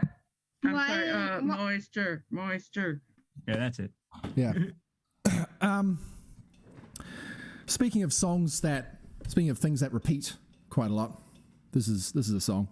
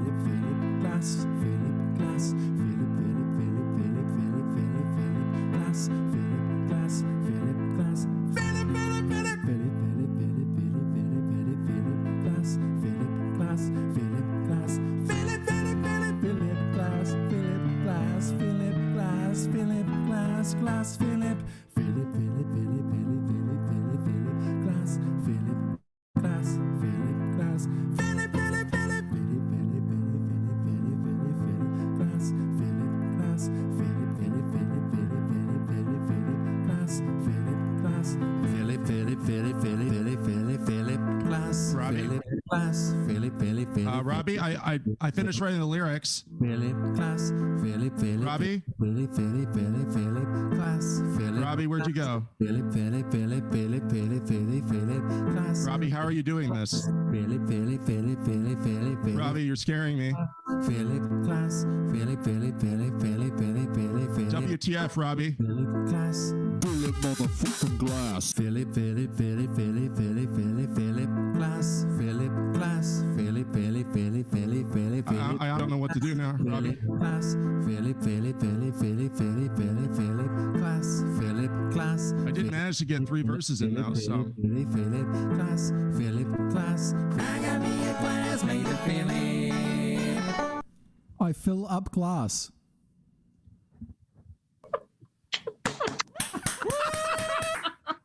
One for the musician. Coming from the YouTube comments and the Zoom chats. Koyan is Gotsi. Thank you, Kiki. From the Zoom suggestions in the YouTube chat, we are going to be pandering to a bunch of nerds. Reprise. Let's do this.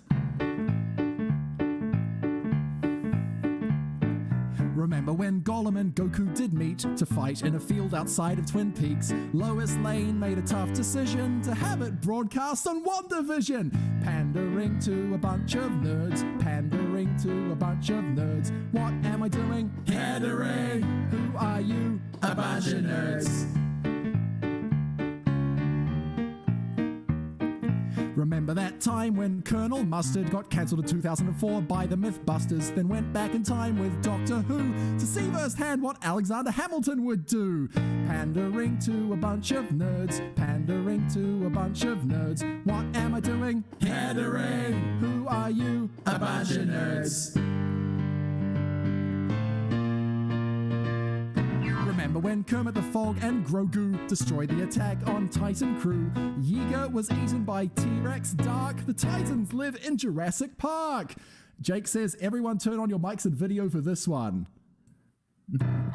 Pandering to a bunch of nerds. Spared no expense for a bunch of nerds. What am I doing? Pandering. Are you a bunch of nerds? Pandering to 8 people who are in the Zoom chat. Hey! Yay! Woo! Jake Dewar, thank you so much. Jake, how can we support you? You can find me on all social media at Jake Dewar Comedy. That's DEWAR, like the whiskey. JakeDewarComedy.com is my website. And if you're feeling very generous, my Venmo is at Jake Dewar Comedy. Thank you so much. So at this point, we're coming up to 6 o'clock. I officially have one song left. Unofficially, everyone in the Zoom chat and the YouTube chat and the Discord chat needs to call Encore! Encore! Encore! Encore!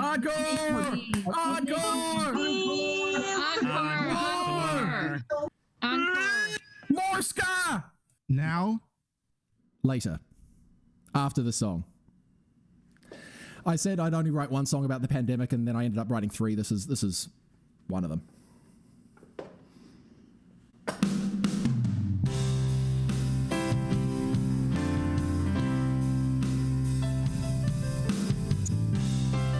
This normally starts with harmonica, and just forgot to get it out. 23 and 20. You've been quite a year.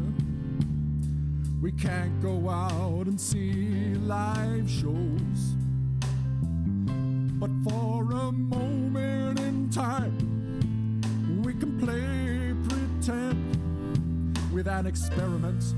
Let's see how this goes. We're singing along on Zoom. Singing along on Zoom. Like we're in a single room. Like we're in a single room.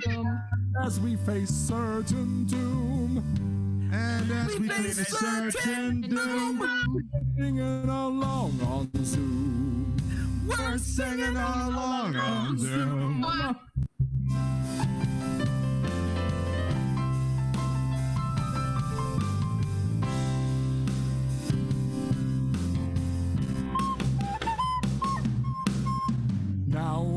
than ever. As we're in the new normal, says every corporation, school, government department, and non-profit institute. In these difficult times, these challenging times, unprecedented times, we're all in this together. So unmute and turn your cameras on. We're singing along on Zoom. We're singing along on Zoom. Right here in a single room. Right here in a single room. And as we face certain doom. And as we face certain doom. We're singing along on Zoom. We're singing along on Zoom. Carrie, do you have your trumpet on you still? I put it away. Oh, never mind. Well, in that case, Carrie, I'm going to ask you to do a mouth guitar solo. Go!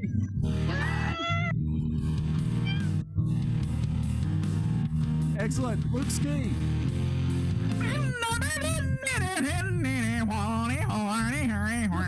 Chris Mason, listen with the real guitar.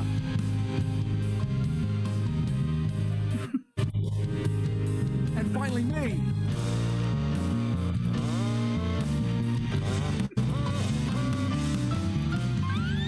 We're clapping along on Zoom.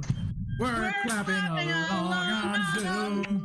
Like we're in a single room. Right here in a single room.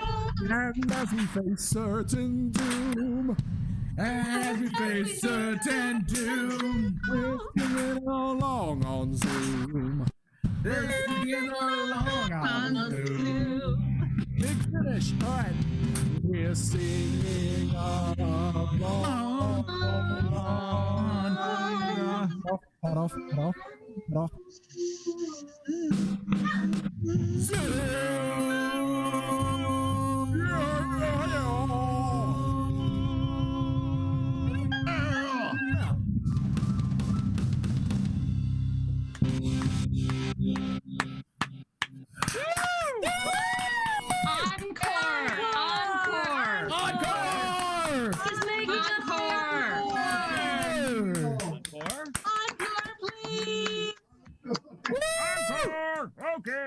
Okay.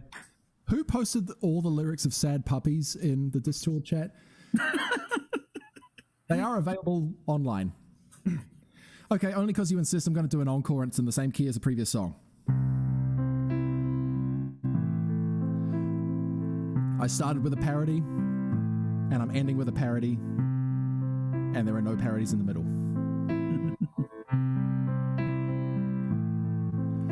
There was a farmer, had a dog. They lived beside a marshy bog. And you might think this story's kinda lame-o. There was a B, an I, an N. A G came next, an O to end. There was a dog, and Bingo was his name-o. Was his name-o. I hear typing. Was his name-o. Bingo was his name-o.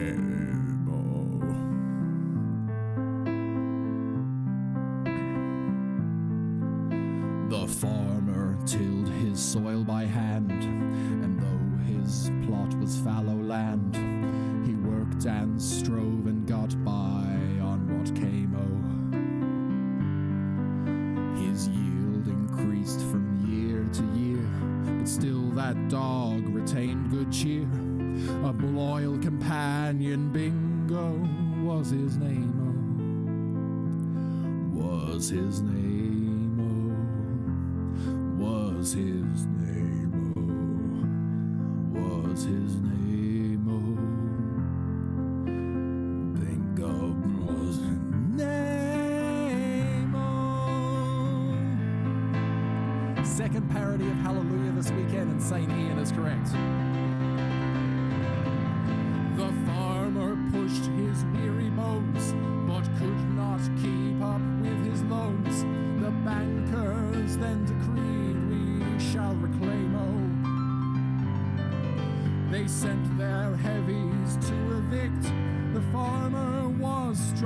down and kicked, but Bingo stood beside him. Oh, the same, oh, was his name, oh, was his name, oh, was his name, oh, Bingo was his name, oh.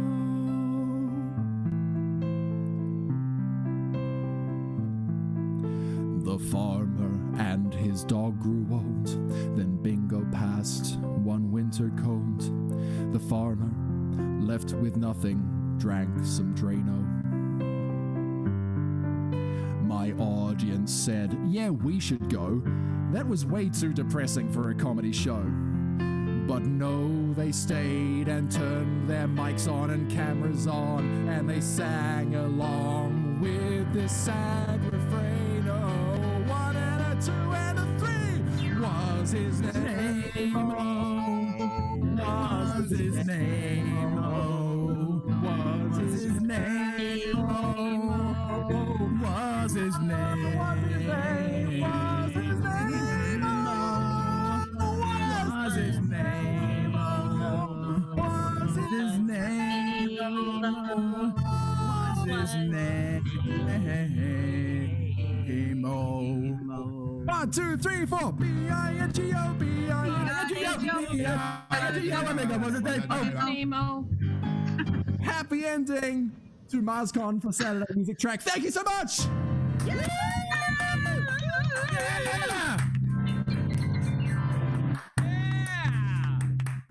Encore? Now, everyone give it up for Robbie Ellis, your music guest of honor! Woo! Let's give it up for Jake Duar! Yeah!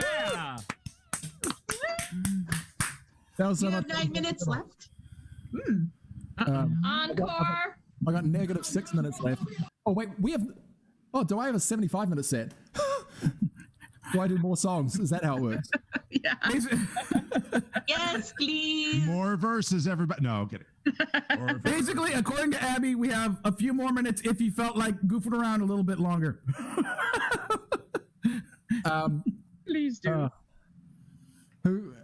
Jimmy Crack Cohen. All right. I just want to thank everybody who's been the in-person audience on the Zoom, everyone in the chat. Dornail said that she would love Boston sports. Thank you, Dornail. Yeah, just so much great support from the MarsCon community. I wish I could do this. I wish I could have done this in person. Thank you to Luke for all the organizing that you've been doing. It's quite a feat remotely. So it must not be underestimated how much you do to support the community. I made a song today, but hold on. This is G-rated, so I'm going to play just the portion of a brand new song that I made today that I have submitted to the FUMP and may appear on the FUMP, but I'm only playing the bit that I'm allowed to play. Here we go.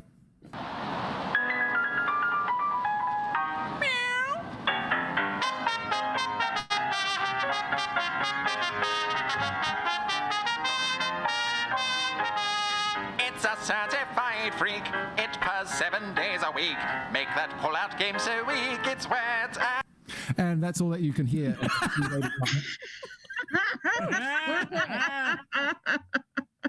1931 meets 2020, and thank you to Vinyl's Isotope plugin for that.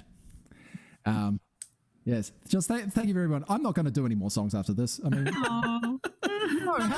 how do I follow Hallelujah Bingo?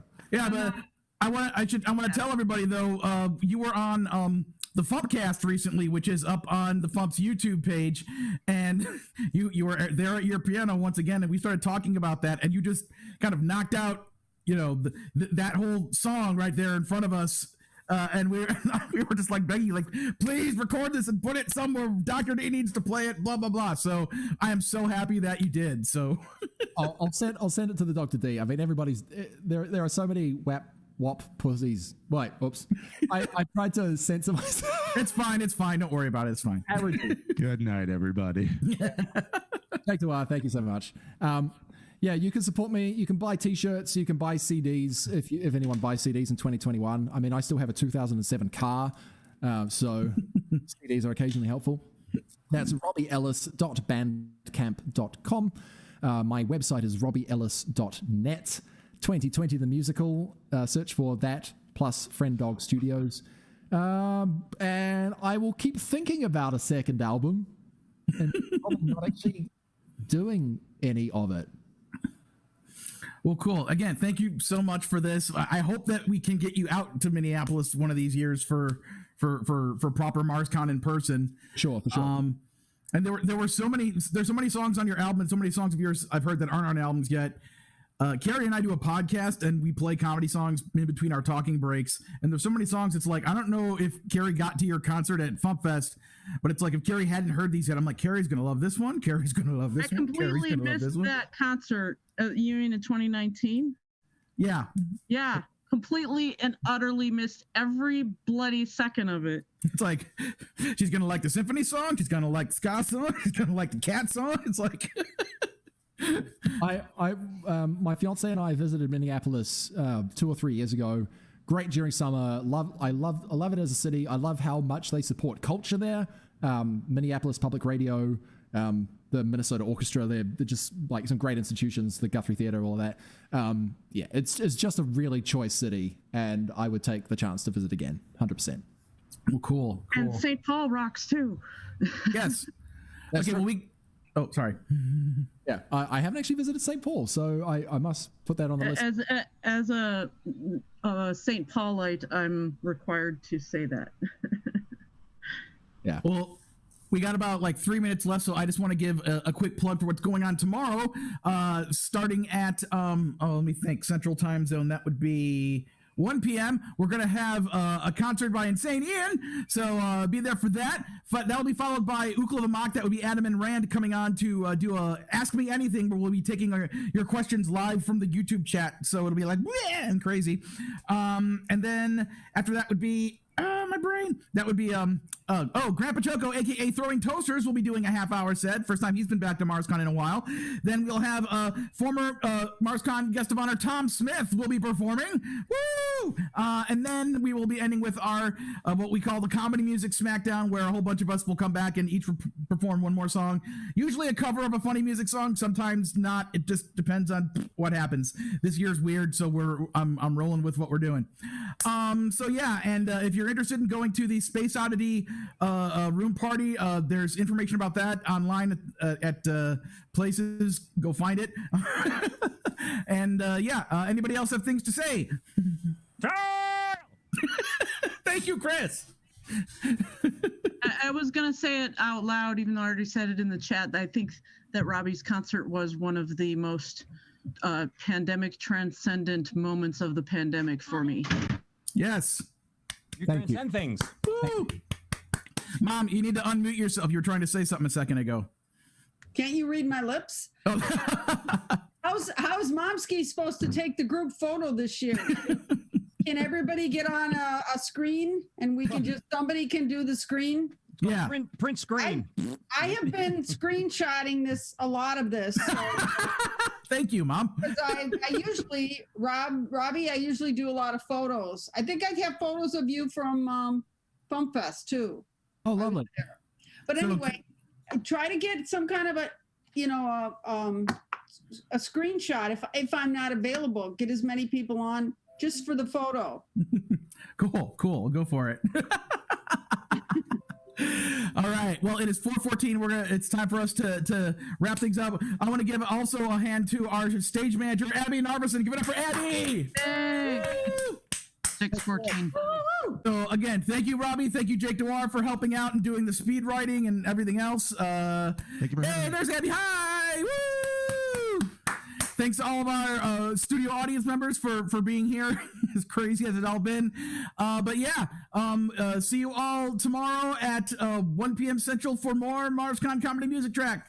Woo! Peace.